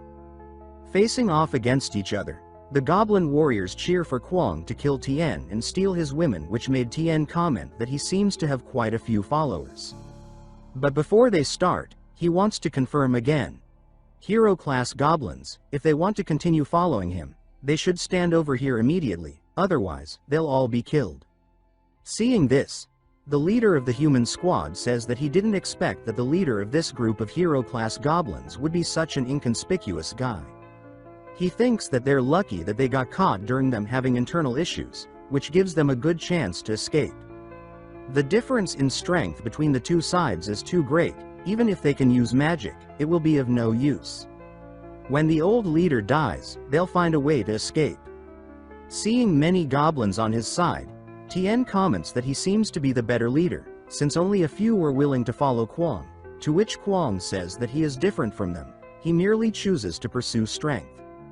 He charges at Tian and strikes with his sword, to which Tian efficiently dodges, which surprised the human leader by his speed. Tian takes his crossbow and shoots an elemental fire arrow which rushes towards Kwang. Seeing this, Kwang thinks that it's a weapon that he's never seen before and it's so fast. So since he can't dodge it, he'll just have to tank it. Tian compliments his good endurance for breaking the fireball and charging through. Kwang goes on the attack again, but Tian scoffs with a smirk. An explosion erupts when the strike landed, which greatly shocked all the onlookers, including Loader and Tian's women. What they saw was Tian calmly catching Kwang's giant sword mid-strike. Kwang himself gets shocked, saying that this is impossible. Tian calmly tells him that it was a good strike. He surprised him. Unfortunately for him though, is that his opponent is Lin Tian, who used the skill he purchased earlier. He then shoots Kwang from point-blank range. He asks Kwang if he wants to continue, to which Kwang refuses, kneeling and saying that he accepts the death penalty. Seeing this, Tian wonders where he learned this from and thinks that he's quite stubborn. The rest of the traders start kneeling and begging for their lives, swearing not to do this again. Seeing this, he calls them a bunch of spineless trash, but they still continue to beg for forgiveness. Healing Kwang with Ifreya's magic, he orders him to rise. He tells him that he has courage, and as long as he remains loyal to him, he won't kill him. Kwang asks if that's true in disbelief, to which Tian confirms but adds that he can't forgive these fellows, so he orders Kwang to kill them all. Kwang thanks him for sparing his life and faces the traitors, saying that from today onwards, he is willing to follow Tian forever and to leave these guys to him.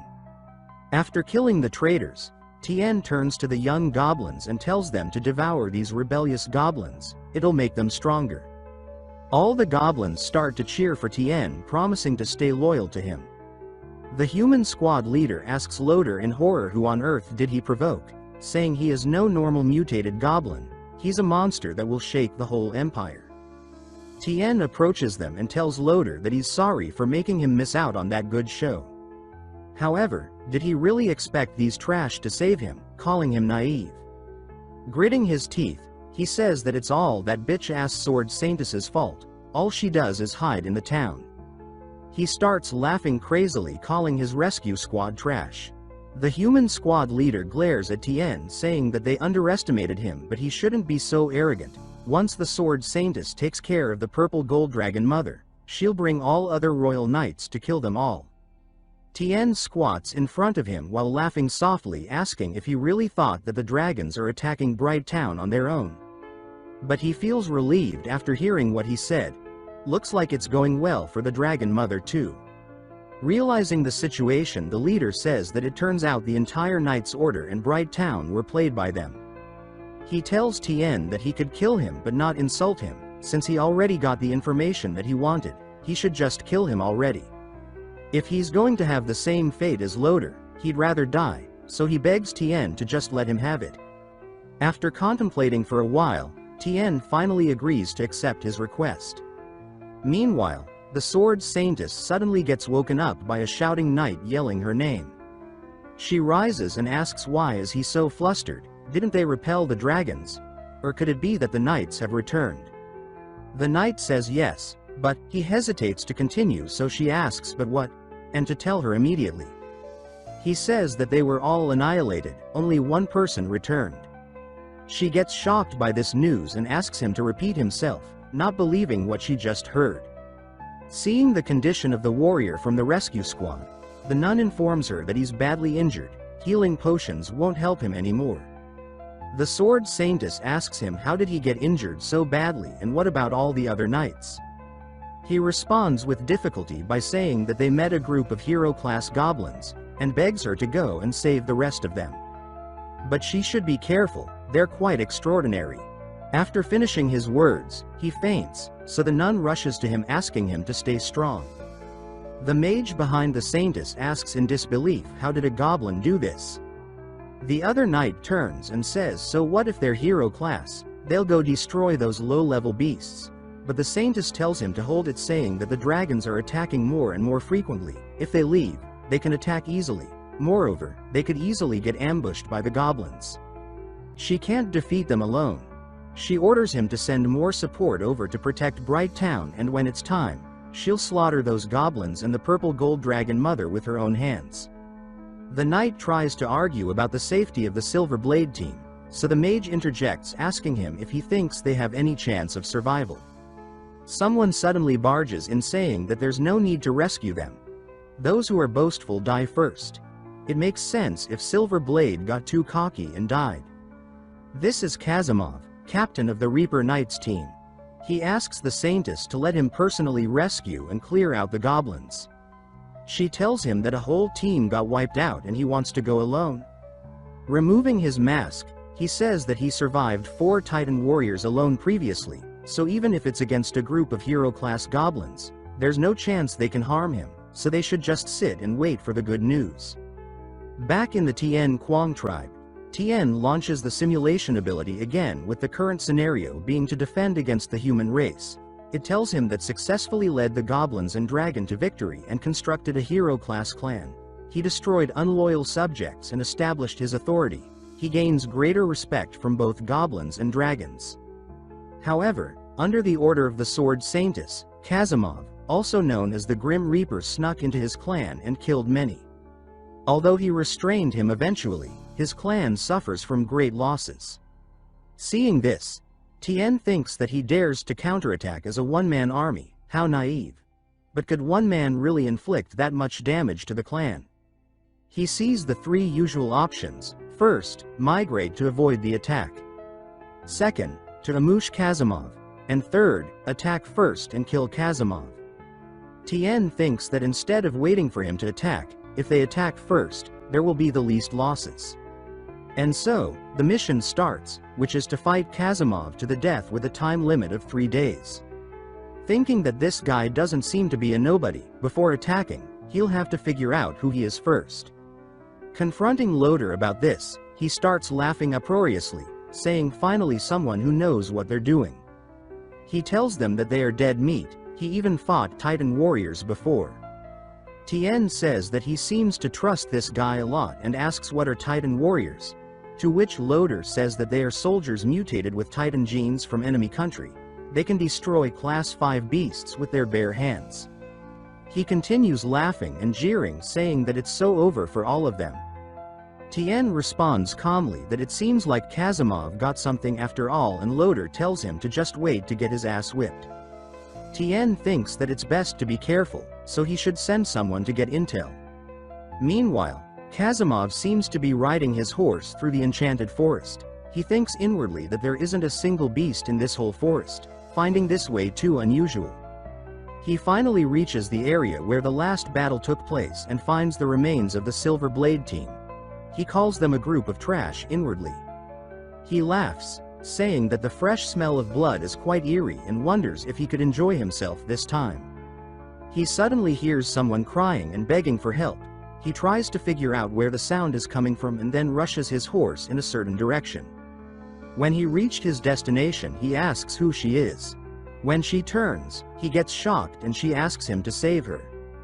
He exclaims in surprise that she's somehow not dead and then asks about Loader. She tells him that she escaped from the Goblin tribe and that Loader is dead.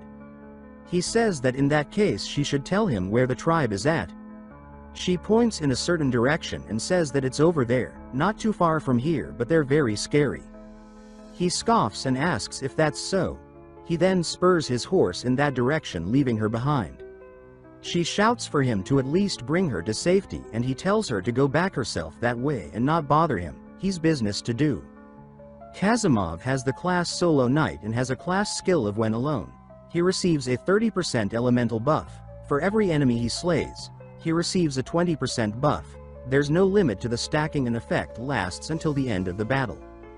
This cheat ability is what gives him confidence, and with Loader really being dead, he thinks that that's good news for him since no one can stop him from activating his Solo Knight skill. If he attacks first and stack up his buffs, what can they do, even if they are hero class? On his way, his horse suddenly gets caught in a trap and trips, throwing him off. He expertly lands and wonders if it's an ambush. He sees Ifreya approaching him with her staff, so he asks why she hasn't left yet. He suddenly attacks him with Holy Light Strike, catching him by surprise. He asks in pain what she's doing, and she responds that her master told her to kill him. She uses Holy Light Blast to attack him again, but this time he uses his ability, Soul Reaper, to appear behind her and grab her by the neck. Calling her a bitch, he asks what spell she's under to dare to attack him. Licking her creepily, he says that if that's so, he won't hold back either. He continues by saying that he doesn't only like killing monsters, he'd quite like to slice off her skin too, and this is a good chance to stack his buff. Grabbing the sword that he was holding and appearing behind him, Tien comments that it's no wonder he came alone. His class skill and equipments are both hard to deal with. Seeing his appearance, Ifreya gets overjoyed. Inspecting the sword, Tien sees that it has a skill called Death Reaping. High attack speed, AoE effect increases critical damage by 90%. Tien tells him that if he successfully ambushed them and stacked his buff, his tribe would have suffered great losses. Kazimov is still shocked at how Tien managed to instantly steal his weapon. Ifreya rushes to his side calling him master, and Kazimov asks if he's the one who asked her to attack him.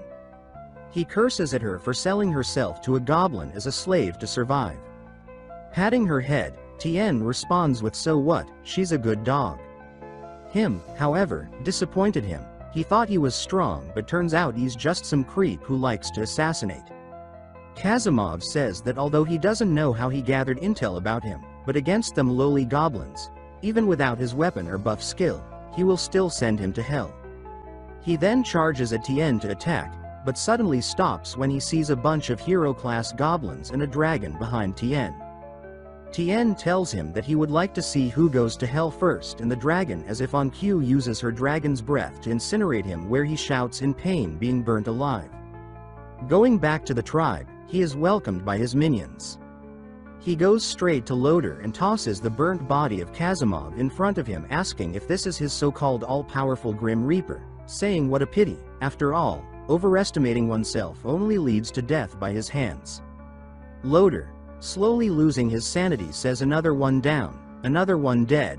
He calls the Sword Saintess a despicable witch, since sending people to protect the small fry in Bright Town has only led them becoming fodder for Goblin leveling up.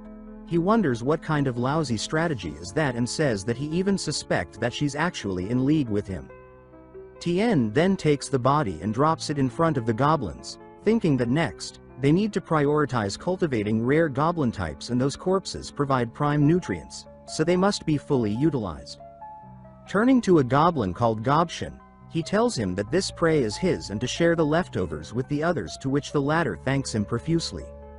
Evolving into a rare type requires innate talent and genes. Gobshin has been chosen for testing because he's the one with the most potential. He thinks that he's both hypocritical and sadistic, perfect qualities for nurturing rare types. He's already looking forward to the existence of these rare beings. As for the Sword Saintess, he checked with the system before. She only commands 3 knight squads. The Silver Blade squad has already fallen at his hands. Once the news of Kazimov's defeat spreads, it will crush the Saintess's morale. She'll definitely make a move to turn the situation around. So now is the best time to use the simulation system to probe the future. After finishing the simulation, his eyes turn red from anger, thinking that she, the Sword Saintess, is truly a greedy saint. But it seems that in this game, he's the one who will win in the end. He turns to Gobkwang and orders him to gather all the goblins at once, saying that tomorrow he's leading them all to accomplish something big. They kneel and accept his command. He looks menacing, thinking that this time, it's his turn to eradicate them. Meanwhile, on the Saintess's side, she asks the knight reporting where was this body discovered. The knight says that it was found outside the city. The mage panics, saying in just 1 day, and the other knight commander says how could those lowly beasts have killed Kazimov. The Saintess says that their repeated failures in eradicating the goblins, and the frequent harassment by dragons, cannot be mere coincidences. This must be a scheme between those vile dragons and the goblins. Using Bright Town civilians as leverage, they aim to trap them here. They cannot afford to remain passive any longer. She orders the Battle Roar squad to head to the capital for reinforcements at once. On their way, one of the knights tells his captain that even if they rush to the capital on war horses, the fastest round trip would still take 4 days. If they all leave, what about the city's defense? He continues, saying that he's fast on his feet, they should let him go alone to the capital for reinforcements, and all of them should stay to defend the town. The mage tells him that he doesn't understand the Saintess's plan. If they encounter a goblin ambush, at least someone can escape to report and bring back more help. With the Saintess's strength, defeating goblins or dragons outside the city wouldn't be a problem. The issue is that now even goblins and dragons are beyond what the Knight Squad can handle. The Saintess wouldn't risk leaving the town, fearing one of these factions might launch a sneak attack on Bright Town. The Knight leader confirms, saying that the Saintess's plan is to protect both the Battle Roar squad and Bright Town by breaking out and seeking reinforcements, so they must break through quickly. The other knight then nods in understanding. The leader suddenly tells them to halt, and they see that the bridge has been destroyed. The mage says that the bridge was deliberately destroyed so they should detour, to which the captain says no, they can't. This is likely a ploy to make them take a detour and set an ambush halfway. If the bridge is destroyed, they surely won't come this way again, so this place is the safest. He orders his men to cut down some trees and rebuild the bridge, determined to cross by nightfall. They finish the repairs at dusk, and quickly rush to cross since they can't waste any time. The mage notices something strange and wonders why did it suddenly get dark. Looking above, they see a dragon hovering on top of them. And then they notice Tien riding on top of the dragon. This confirms their suspicion that the dragons and goblins are in league with each other. Tien laughs, saying that they all really work fast, but instead of taking the detour, they built a bridge here. He asks if they were worried that he'd ambush them on the other side. The captain says so, it was him who destroyed the bridge and that he'll kill him himself. But before he could do anything, The dragon uses her dragon breath to destroy the bridge. Seeing this, they start to run back in hopes of reaching the other side before the bridge collapses. They manage to cross, but the bridge is destroyed, making the captain curse the goblins and vowing to capture and torture Lin Tian to death. The warrior in the foreground stands resolute, watching the incoming threat with a sense of determination, as the dragon's menacing form approaches the group surrounded by enemies wielding weapons, clearly outnumbering the group. One of the warriors expresses alarm at their predicament, while another, a figure in a pointed hat, remarks in shock about the arrival of even more powerful foes, possibly hinting at the dragon seen earlier. The woman, looking determined yet anxious, warns the group leader about the impending threat of the dragon, telling it would be impossible to achieve victory. The leader, however, sees this as an opportunity, rallying his team with confidence, insisting that if they hold their ground, this could be their chance to shine and turn the tide of battle. The leader urgently directs his comrade to hold off the enemy forces, instructing another to break through and deliver a message, while the other warrior acknowledges with determination. The leader, laughing boldly, charges into a group of enemies, swinging his weapon with force. He taunts the creatures for gathering together, displaying confidence amidst the fierce battle. He charges fiercely into the fray, shield raised and axe swinging, striking down the surrounding enemies with unstoppable force. His powerful attack creates a path through the chaos. Two goblins exchange confident remarks, believing that once their saintess arrives, they'll easily defeat the intruders. The woman watches a group of goblins approaching, alarmed by their overwhelming numbers. She calls out to the leader, sensing that something is wrong with their current situation. Two menacing goblins glare with sinister expressions. Realizing something about the situation, one of them suggests that the attack wasn't a simple ambush, but a deliberate strategy by their opponents. The woman and her armored ally look up in shock as the dragon looms ominously above them, casting a dark shadow. She realizes that this terrifying appearance is all part of their enemy's calculated plan. Lin Tian stands amidst the flames, arms crossed with a smug expression, revealing that the dragon was merely a ruse to lure out their enemy's forces. The armored warrior lets out a powerful battle cry, gripping his weapon tightly as he prepares to confront the impending threat. The leader commands his team to bring down the dragon rider, emphasizing the urgency as their town has already fallen. His allies respond with determination, rallying to hold their ground until the saintess arrives. A fierce clash unfolds as the armored warrior and a powerful enemy swing their weapons at each other amidst the flames. Both combatants are fully committed. The armored warrior and his formidable foe clash fiercely on a rocky incline, their weapons colliding with explosive force. The armored warrior, with a determined glare visible through his helmet, acknowledges the surprising strength of his opponent. From a distance, Lin Tian observes the chaotic battlefield where the warrior confronts his enemies. Noting the distinct sword held by his opponent, Lin Tian smirks with a smug expression. He finds his opponent unworthy or unimpressive. He raises his hand, casting a spell as he warns his opponents that their time is limited. Lin Tian, surrounded by flames, commands his forces to eliminate the knights before the saintess arrives. Amidst a burning battlefield, the knights stand surrounded by a horde of enemies, with fallen comrades around them. A powerful gust throws the armored warrior off balance as he exclaims in distress about the overwhelming force. One goblin creature looms over a fallen warrior, taunting him as more enemies approach in the background. The armored warrior takes a powerful blow to the head, his helmet cracking under the impact. One goblin with a massive weapon looms over the battlefield. Lin Tian warns that they are running out of time. He calmly observes as a goblin overpowers a fallen body, urging swift action to complete their task before the saintess arrives. The goblin, with a menacing expression, clutches a weakened body, expressing gratitude to his superior Tien for the meal. The scene shifts to a peaceful landscape of lush green forests and mountains stretches under a clear sky. The saintess stands at the forefront, her commanding presence complemented by a group of armored soldiers behind her. The saintess faces shock and concern as she questions whether they've arrived too late. She and her troops stand at the edge of a forest, with a soldier calling out to her.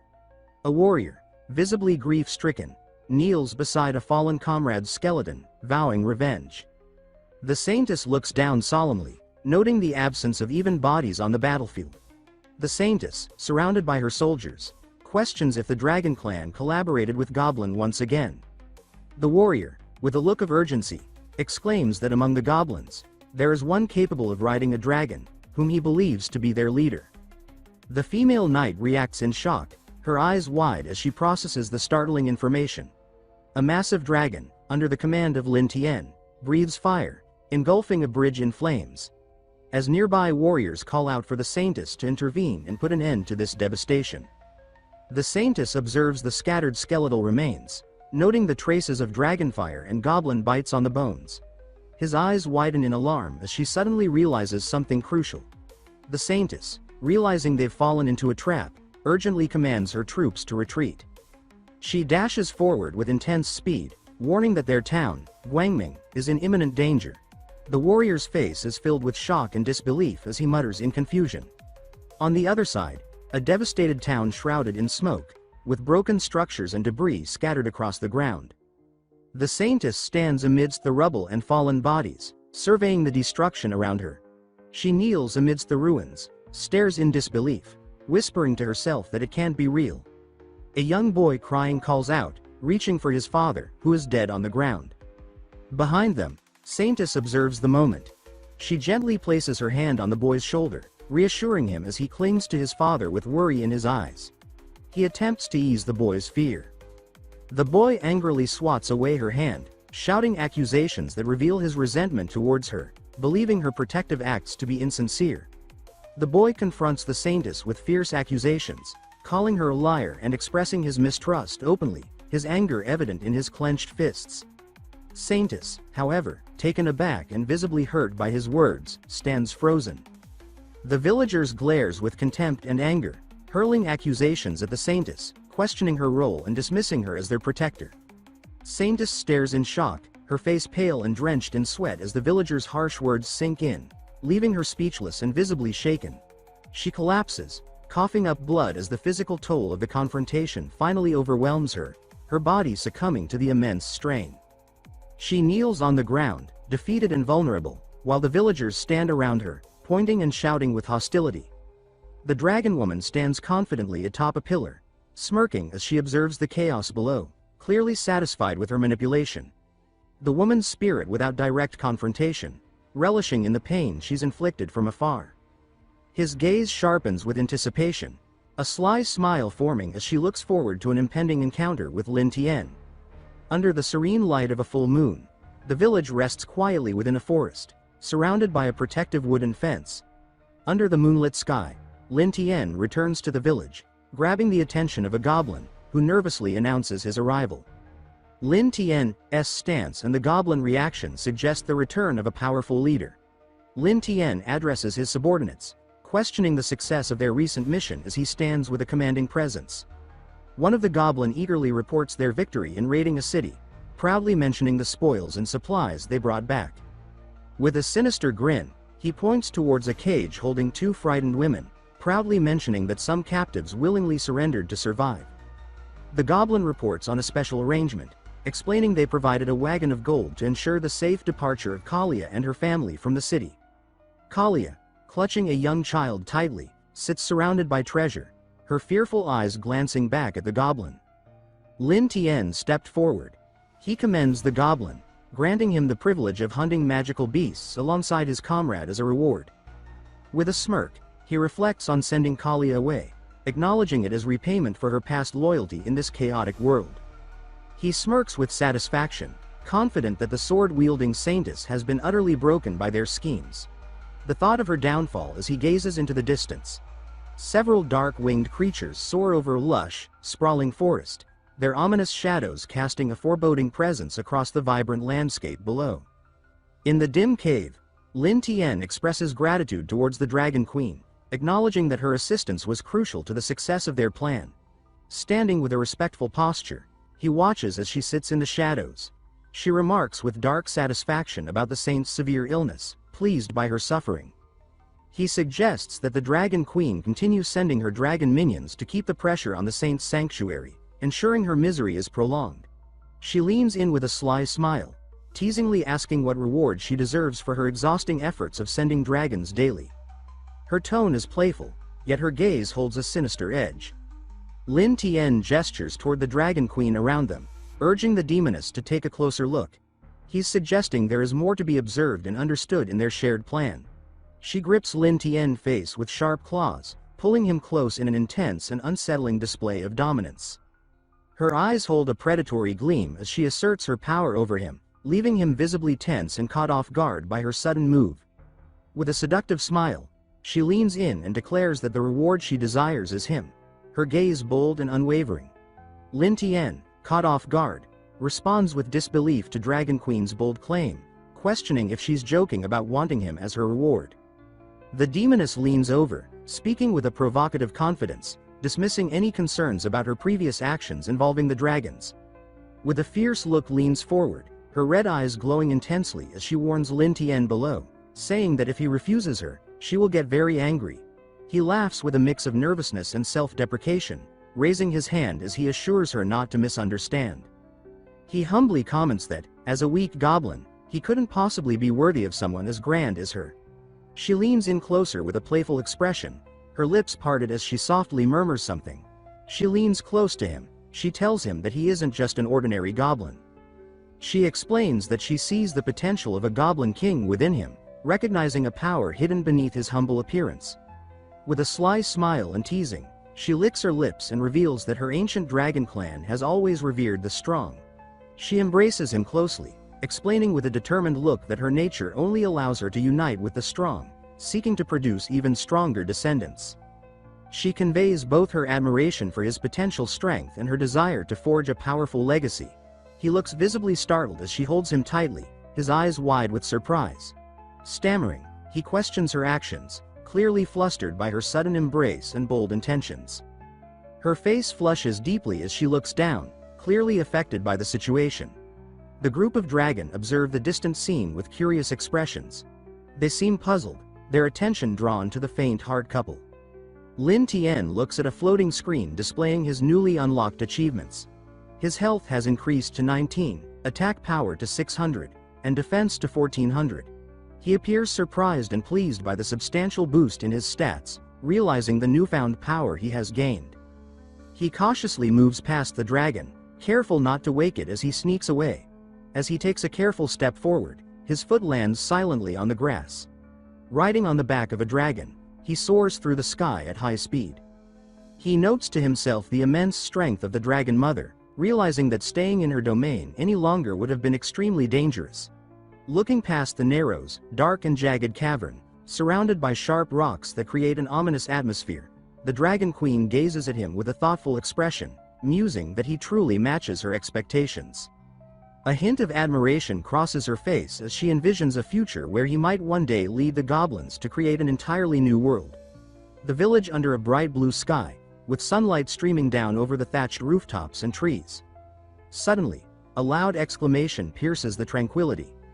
Kasana with a shocked expression confronts Lin Tian, clearly frustrated by what she just heard. Behind her, her mother with a concerned look quietly observes, unsure how to respond. Lin Tian stands confidently and addresses the elves with a calm yet assertive demeanor, explaining that they are now free to leave the place if they choose, thinking that they are more useful than human, so it's worth gambling to win their loyalty. The two elves listen intently, holding hands as a mix of hesitation. The mother in the green dress speaks firmly, addressing the group as she offers them the choice to leave if they wish. While the other women stand silently in the background, observing the exchange.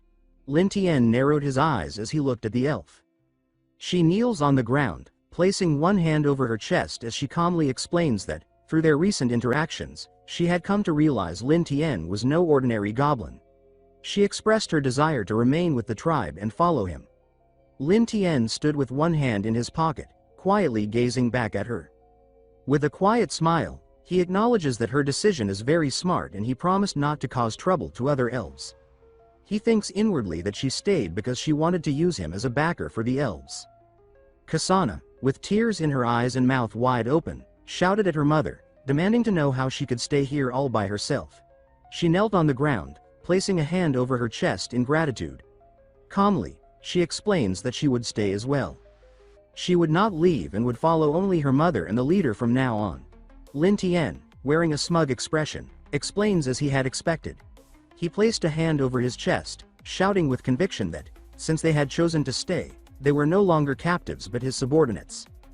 He would ensure their safety. All the elves bowed down in a peaceful gesture, responding, "Thank you, Chief." Lin Tian responded with a confident smile, declaring that the Sword Saint had fallen and there was no external threat. This was the perfect golden period for development. He must cultivate a large number of hero-class goblins. His subordinate told him that the human race was too small for her. Meanwhile, the girl in the cage seemed terrified by his words. Lin Tian smiled with confidence. Lila, wearing a gentle smile, suggests that they can assist with artificial breeding to help the humans. Lin Tian, rubbing his forehead in frustration, reluctantly agrees, expressing that this seems to be the only viable solution. A goblin runs toward Lin Tian and Lila in panic, shouting urgently about something tragic that has happened. Lin Tian, looking concerned, and Lila, with a composed demeanor, turn to the goblin as he explains that someone named Gobushan seems to have died and pleads for them to check the situation quickly. Lin Tian's eyes widen in shock as he exclaims in disbelief, clearly alarmed by the news he has just heard. Lin Tian approaches questioning what has happened. The goblins frantically respond, claiming they don't know, while pointing toward the lifeless body of Gobushan, who appears to have collapsed in an uncontrollable frenzy. As the tension rises, Gobushan's body undergoes a horrifying transformation.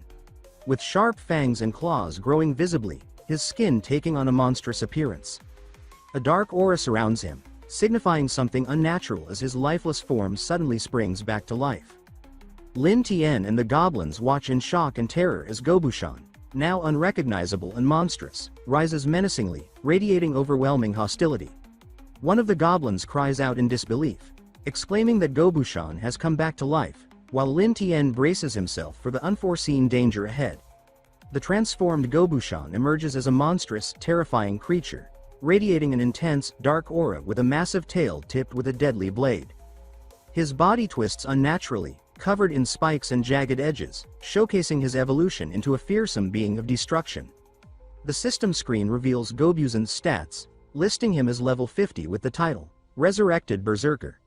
His immense power, boasting 1200 life points, 350 strength, and 400 defense, is further amplified by his deadly skills like Bone Spikes, Bone Sword, and Berserker's Heart, making him an unstoppable force of chaos.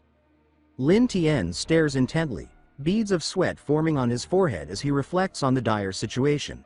He acknowledges that without the attributes he gained from the Purple Dragon Queen, defeating the newly transformed Gobushan would be nearly impossible. Gobushan, now exuding overwhelming confidence, boasts loudly about his newfound strength and laughs maniacally, declaring himself invincible. In response, Lin Tian, maintaining his composure, commends Gobushan for his enhanced abilities and intelligence, advising him to focus on preparing the next generation of goblins. Gobushan's triumphant laughter and the goblins' calls fade into the distance. Time skips forward 3 months, bringing a serene and sunny day under a clear blue sky. The town's surrounded by greenery. In the bar store, one armored man jokes loudly, questioning if the Sword Saintess will ever awaken after such a long time. His companions laugh heartily in response, with another remarking that they would have gone crazy waiting this long, their laughter filling the tavern. A cloaked figure with a commanding presence declares that the goblin problem can only be resolved by the Bloody Braveheart Guild, hinting at their expertise. His words draw the attention of the other adventurers in the tavern, who pause their chatter and focus intently. The leader of the Bloody Braveheart Guild, a diamond-ranked adventurer with striking pink hair and a commanding aura, stands confidently in his ornate armor and wide-brimmed hat adorned with feathers. Meanwhile, in a secluded area, a group of goblin infants play innocently, marking the success of 3 months of peaceful and steady breeding, resulting in 153rd-generation heroic goblins ready to continue their legacy. In a quiet and secure environment, the goblin tribe thrives, with 153rd-generation heroic goblins successfully raised over the past 3 months.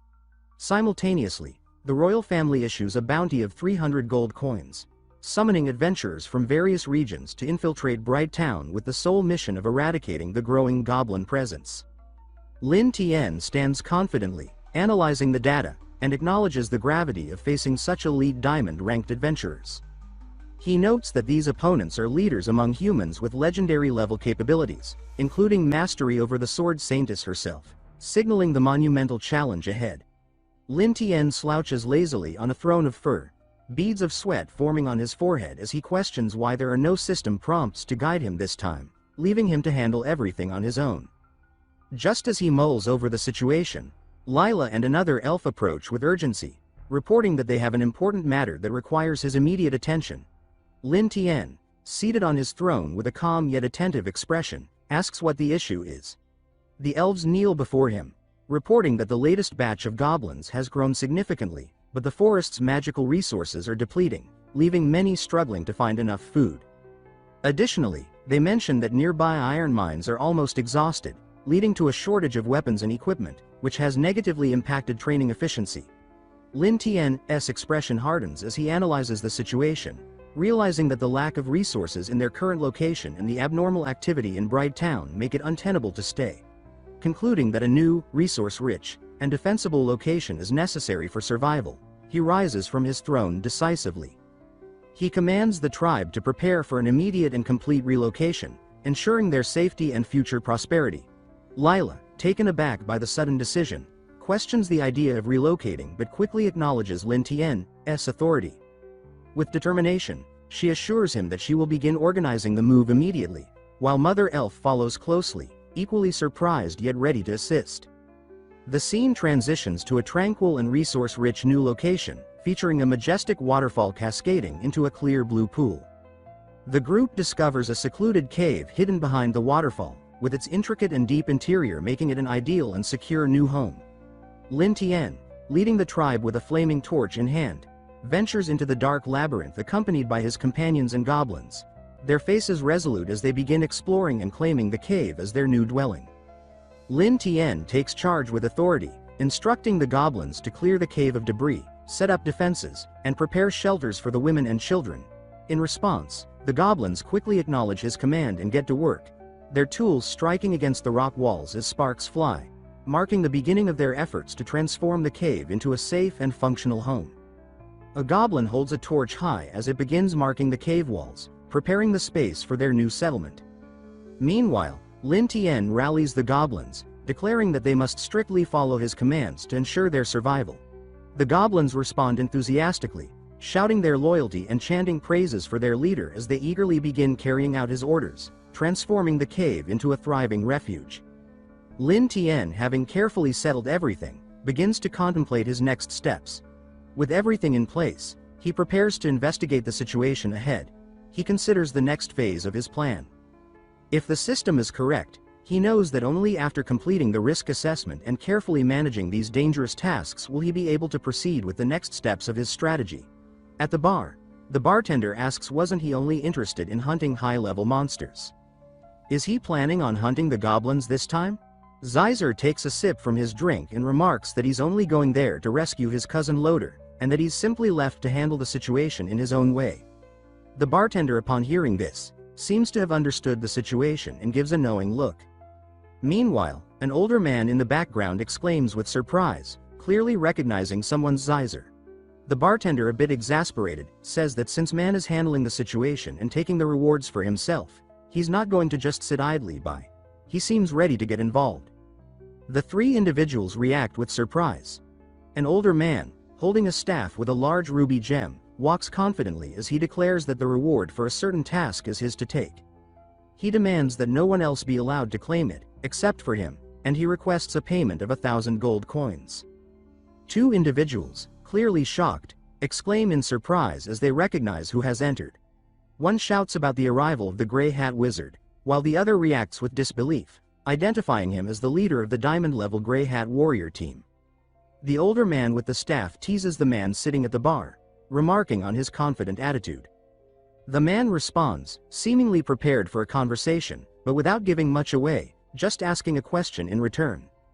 The older man, with a sinister smirk, his face twisted with an amused expression. Meanwhile, the man returns the gaze with intensity, his eyes sharp. The man with a mischievous grin mocks the situation, as if he's amused by the idea of the sword saint being mistaken for a saintly figure. He casually mentions that the women, assuming they are here to perform, can start their act. However, he quickly shifts his attention, warning the group not to forget the woman with a cold blood. Someone far more dangerous has arrived, the infamous adventurer, Lucilina. The group discusses the arrival of a dangerous man. One person expresses concern, wondering how this threat has arrived, mentioning that she's only after money and doesn't hesitate to kill anyone in her way. Another quickly tries to calm them down, warning them to stop talking before they attract more trouble and end up spilling blood. The man dressed in black addresses the other man, asking if he's a wandering adventurer who has come seeking something related to goblins. The man, appearing uninterested in the question, dismisses the idea, casually mentioning that he's not here for any grand purpose, just looking to pass the time and enjoy a little trouble. The man smirks as he declares that if he can survive a dragon's attack, he'll be able to earn his place as a legendary adventurer in history. He warns the group not to underestimate goblins, even though they might seem weak. He cautions them that despite their low rank, they have the potential to become dangerous, especially when dealing with those who are exceptionally terrifying, like the shapeshifters. The older man remarks that he's lived nearly 100 years, and in all that time, he's met more goblins than women. The two men discuss a low-rank tribe that has existed since ancient times, remarking that they have always been a problem for all other clans. One of them is shocked, revealing that even after thousands of years, the tribe's killings have never been fully stopped. The older man remarks that dealing with goblins is a troublesome matter. He adds that if it weren't for the reward, he wouldn't bother with this kind of trouble, clearly indicating that the allure of gold is what's driving him to endure the situation. The man reflects on the situation, acknowledging that indeed, the legendary sword saint and several knights have all fallen into the trap, effectively becoming prey for their enemies. He proposes to the older man that they should join forces to confront goblins. As he pours a drink, he adds that once the task is completed, he's curious about how the rewards will be distributed, particularly with all the gold on the line. The older man laughs heartily, clearly entertained by man's proposal. With a smile, he agrees to team up, pointing out that since the plan has been set, he's ready to join forces and take action. In the quiet morning, someone thinking about potential dangers, confidently declares that if anything threatens the Tien Quang clan, he will take action without hesitation, suggesting that he is fully prepared to step in should the situation require it. He, looking at a map laid out before him, plans to take a group into the forest and handle the situation by force. As he outlines his strategy, he, studying a map, points out that there's too much unknown in the current plan. He suggests that they should proceed with caution, carefully stepping through the details before moving forward with any concrete actions. The older man, shaking his head in frustration, comments on the younger generation's lack of patience. He tells the man to handle the situation however he sees fit, stating that he's done his part and won't take responsibility for the outcome. He, looking at the situation with a serious expression, mutters to himself.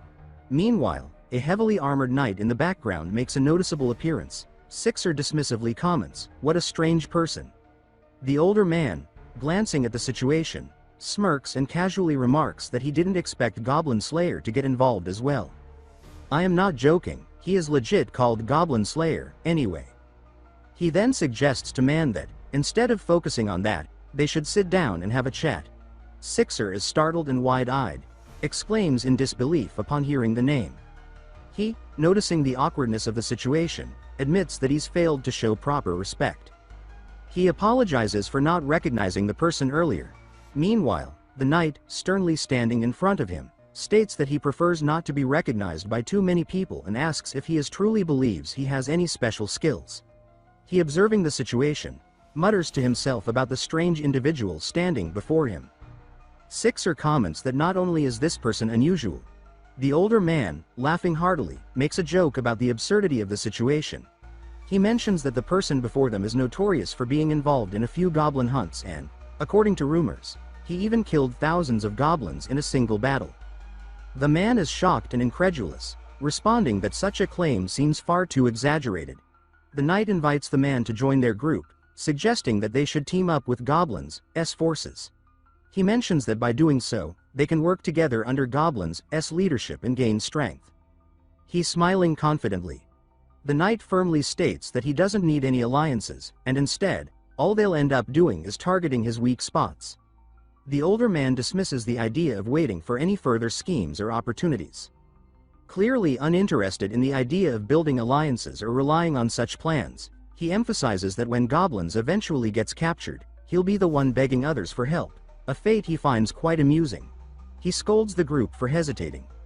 He insists that they stop wasting time and let the younger one handle the situation, making it clear that they shouldn't let this opportunity slip away. Meanwhile, the man caught off guard questions if it's truly the right time. The scenes shift to a wide view of the landscape. In the foreground, everyone walking. Meanwhile, in a distant, higher vantage point, Lin Tian's is seen observing from a cliff, deep in thought. In the intense moment, his eyes glow with a sharp blue light. As he zooms in, we see a detailed view of the night from behind.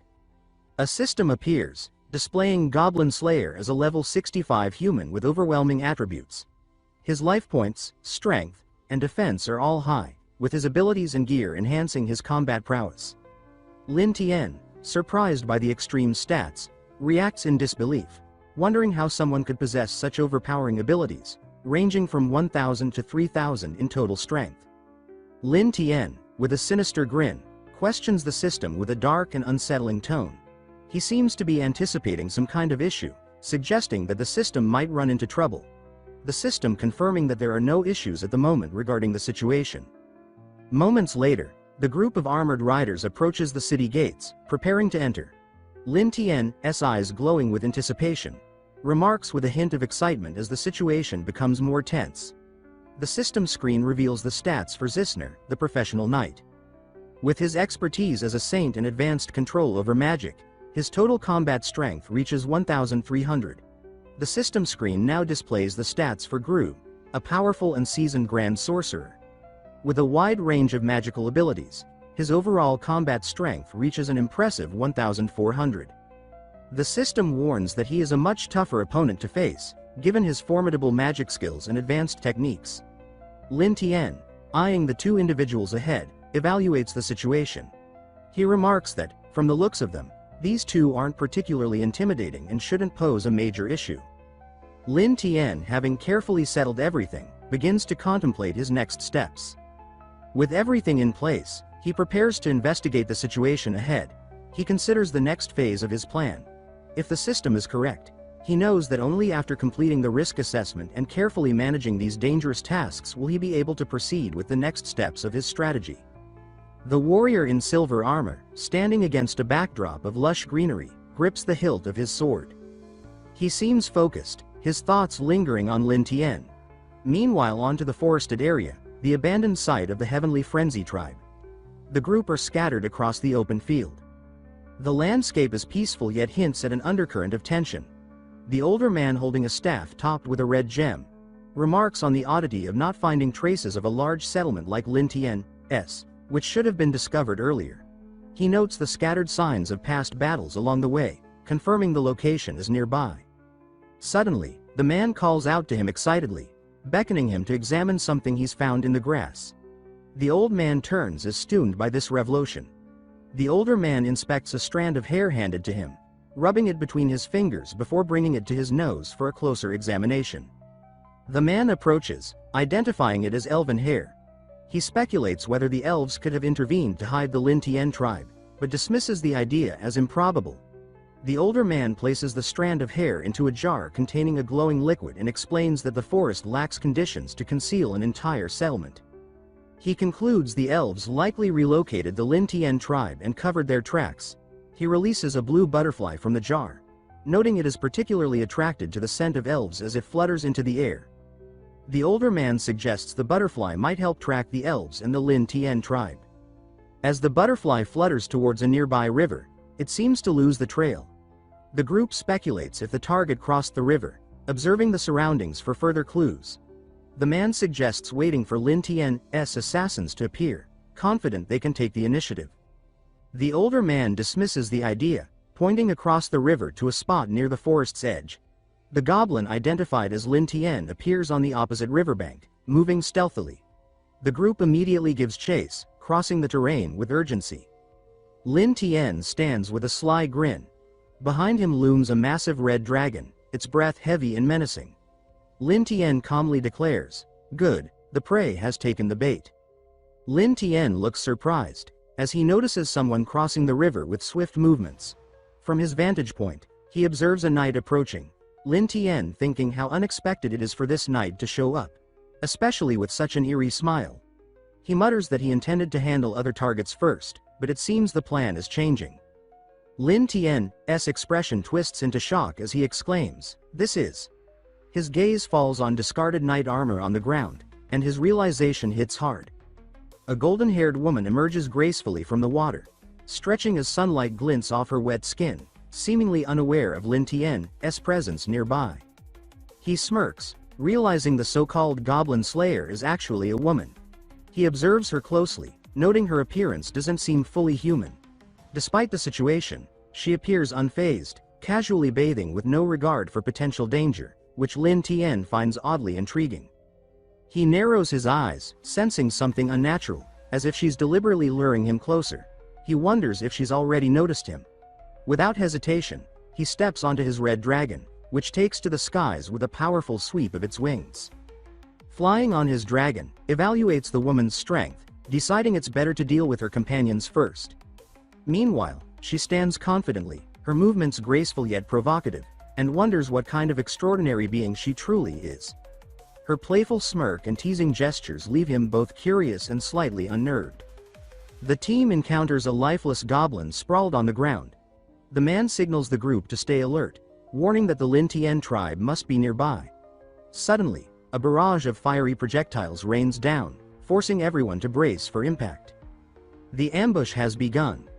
The older man reacts swiftly, summoning a flaming orb and shouting for everyone to dodge.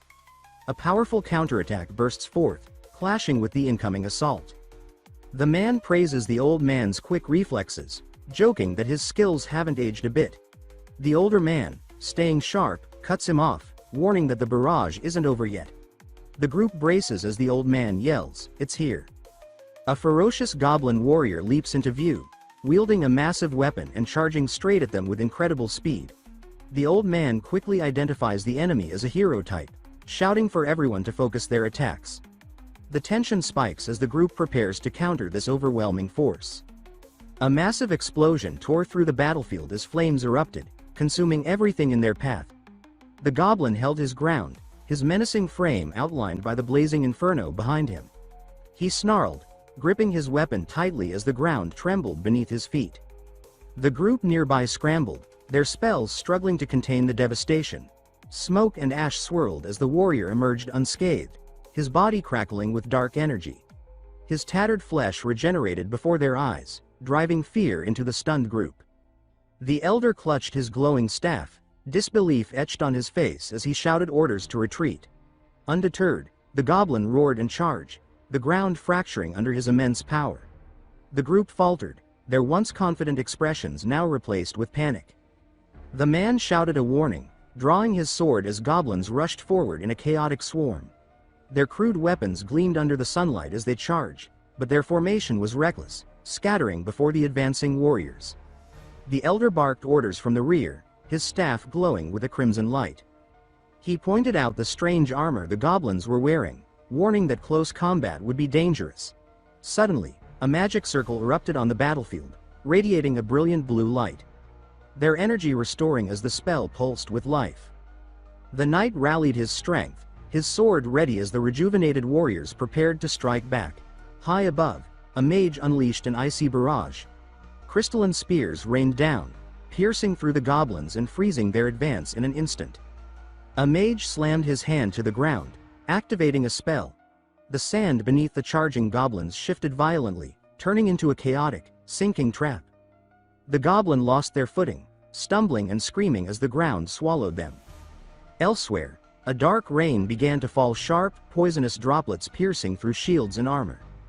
Goblins recoiled in pain, some collapsing as the deadly rain drenched the battlefield.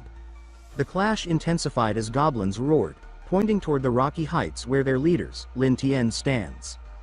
One of the goblins issued a command, signaling for an all-out push. He ordered the others to create an opening for their strongest fighters to storm the enemy's position.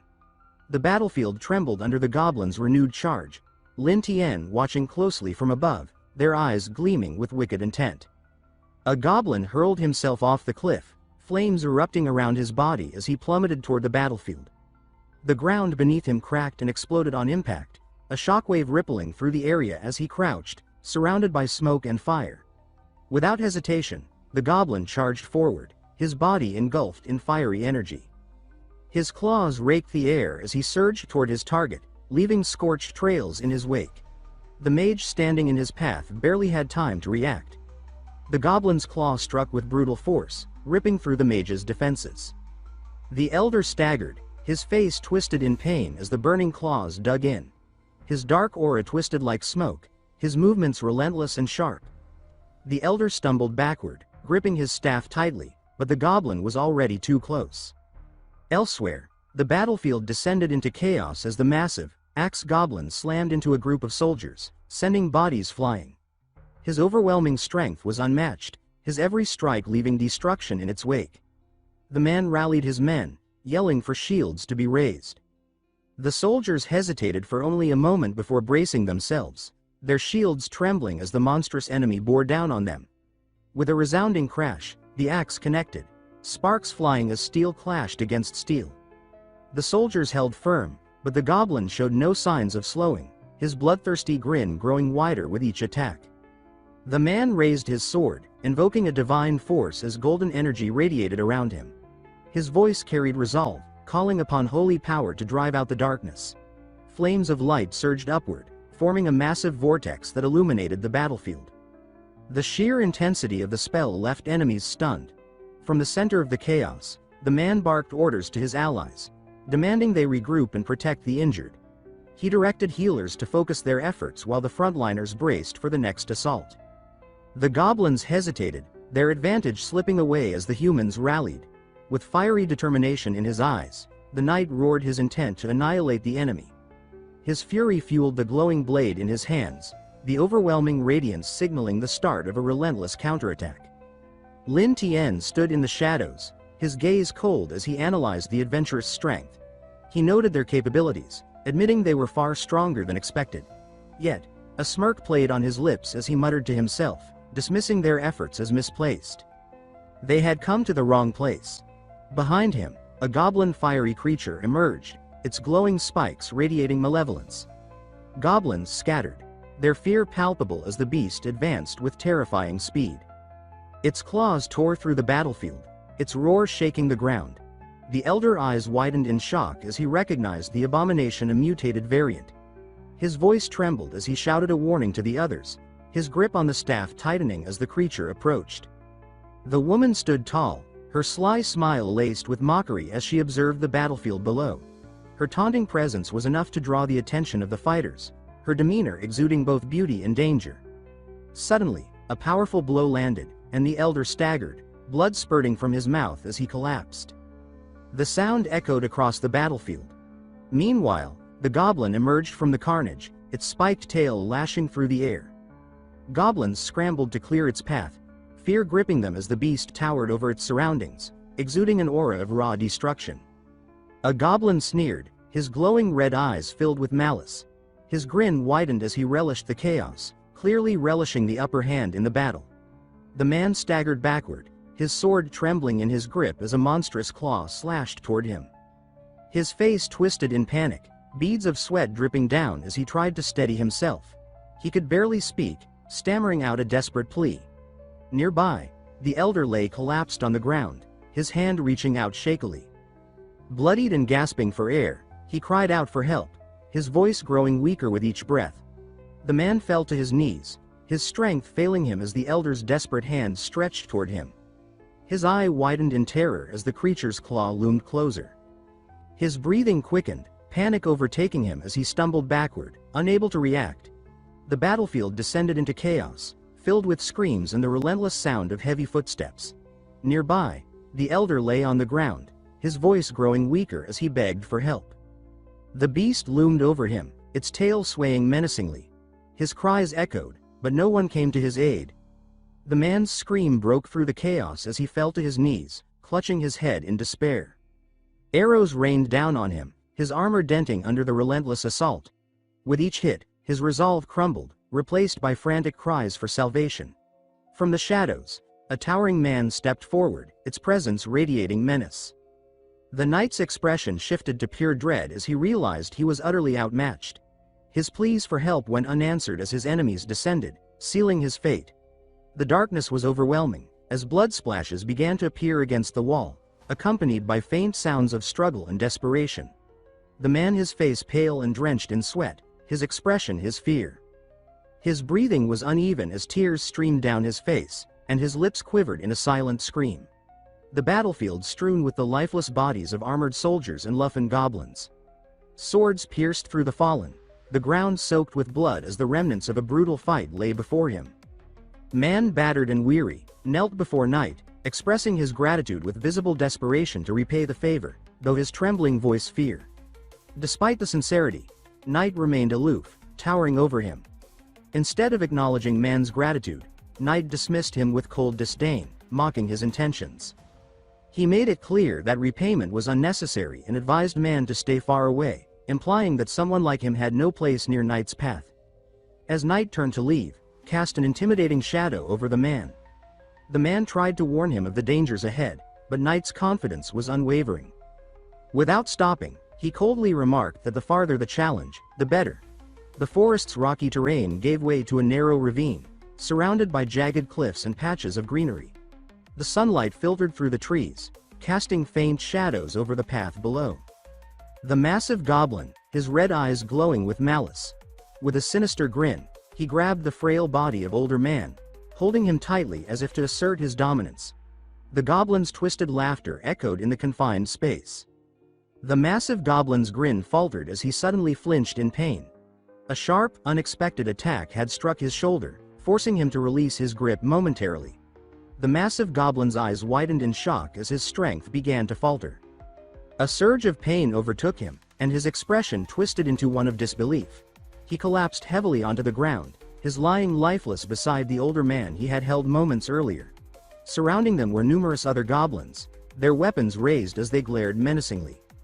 From above the cliff, Lin Tian stood silently, observing down below. His posture was calm yet commanding, as if assessing the aftermath of the battle. Lin Tian, with a sharp gaze and a sinister smile, looked down below. His expression with curiosity, as if reveling in the carnage while questioning the unexpected turn of events. Below, the goblin warriors stood frozen, surrounding the fallen massive goblin and the older man's lifeless body. The knight among the goblins stepped forward.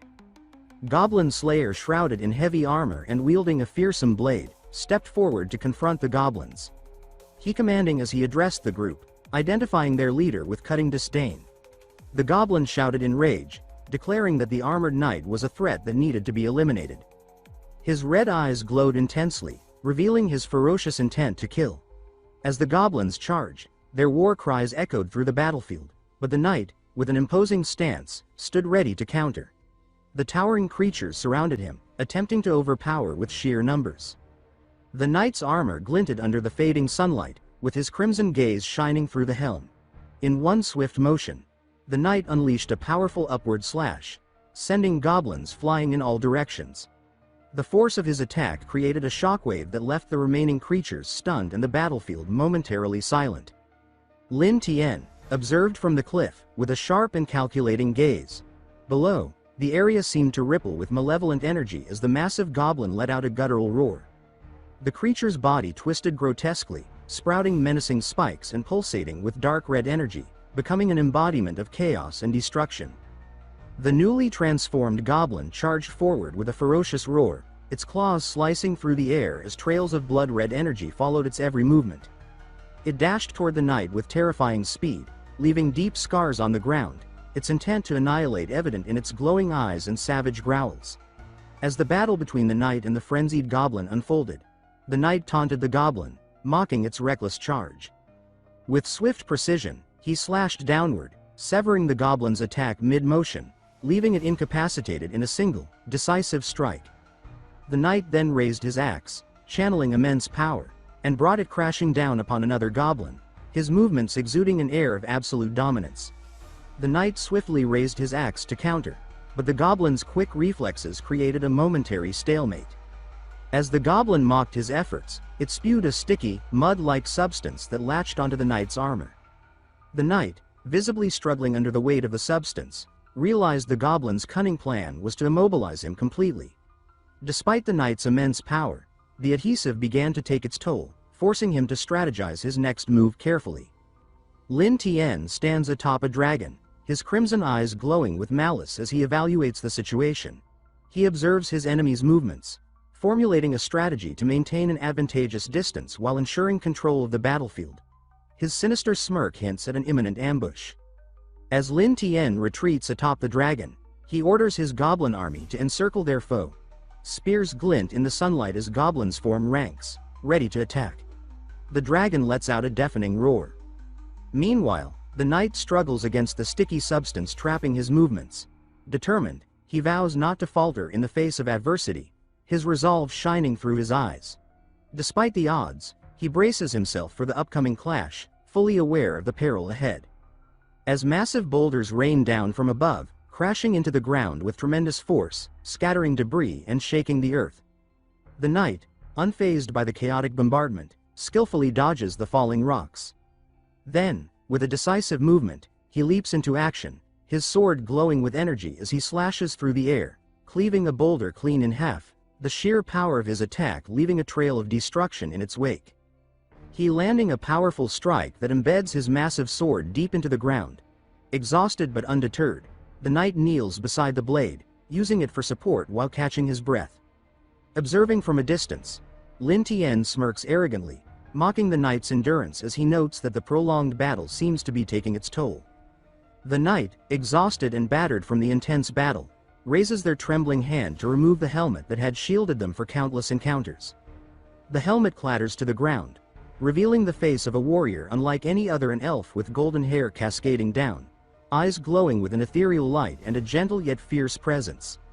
The revelation leaves the surroundings in stunned silence, as this was not the hardened soldier everyone expected. A chorus of sinister laughter erupts from a group of goblins lurking nearby. Their twisted faces, drooling fangs, and glowing red eyes reflect their vile intentions as they leer at the warrior. The goblins, emboldened by the revelation, seem to relish the opportunity to strike, unaware of the hidden strength within their target and seemingly maddened by the fragrance exuded by the female knight.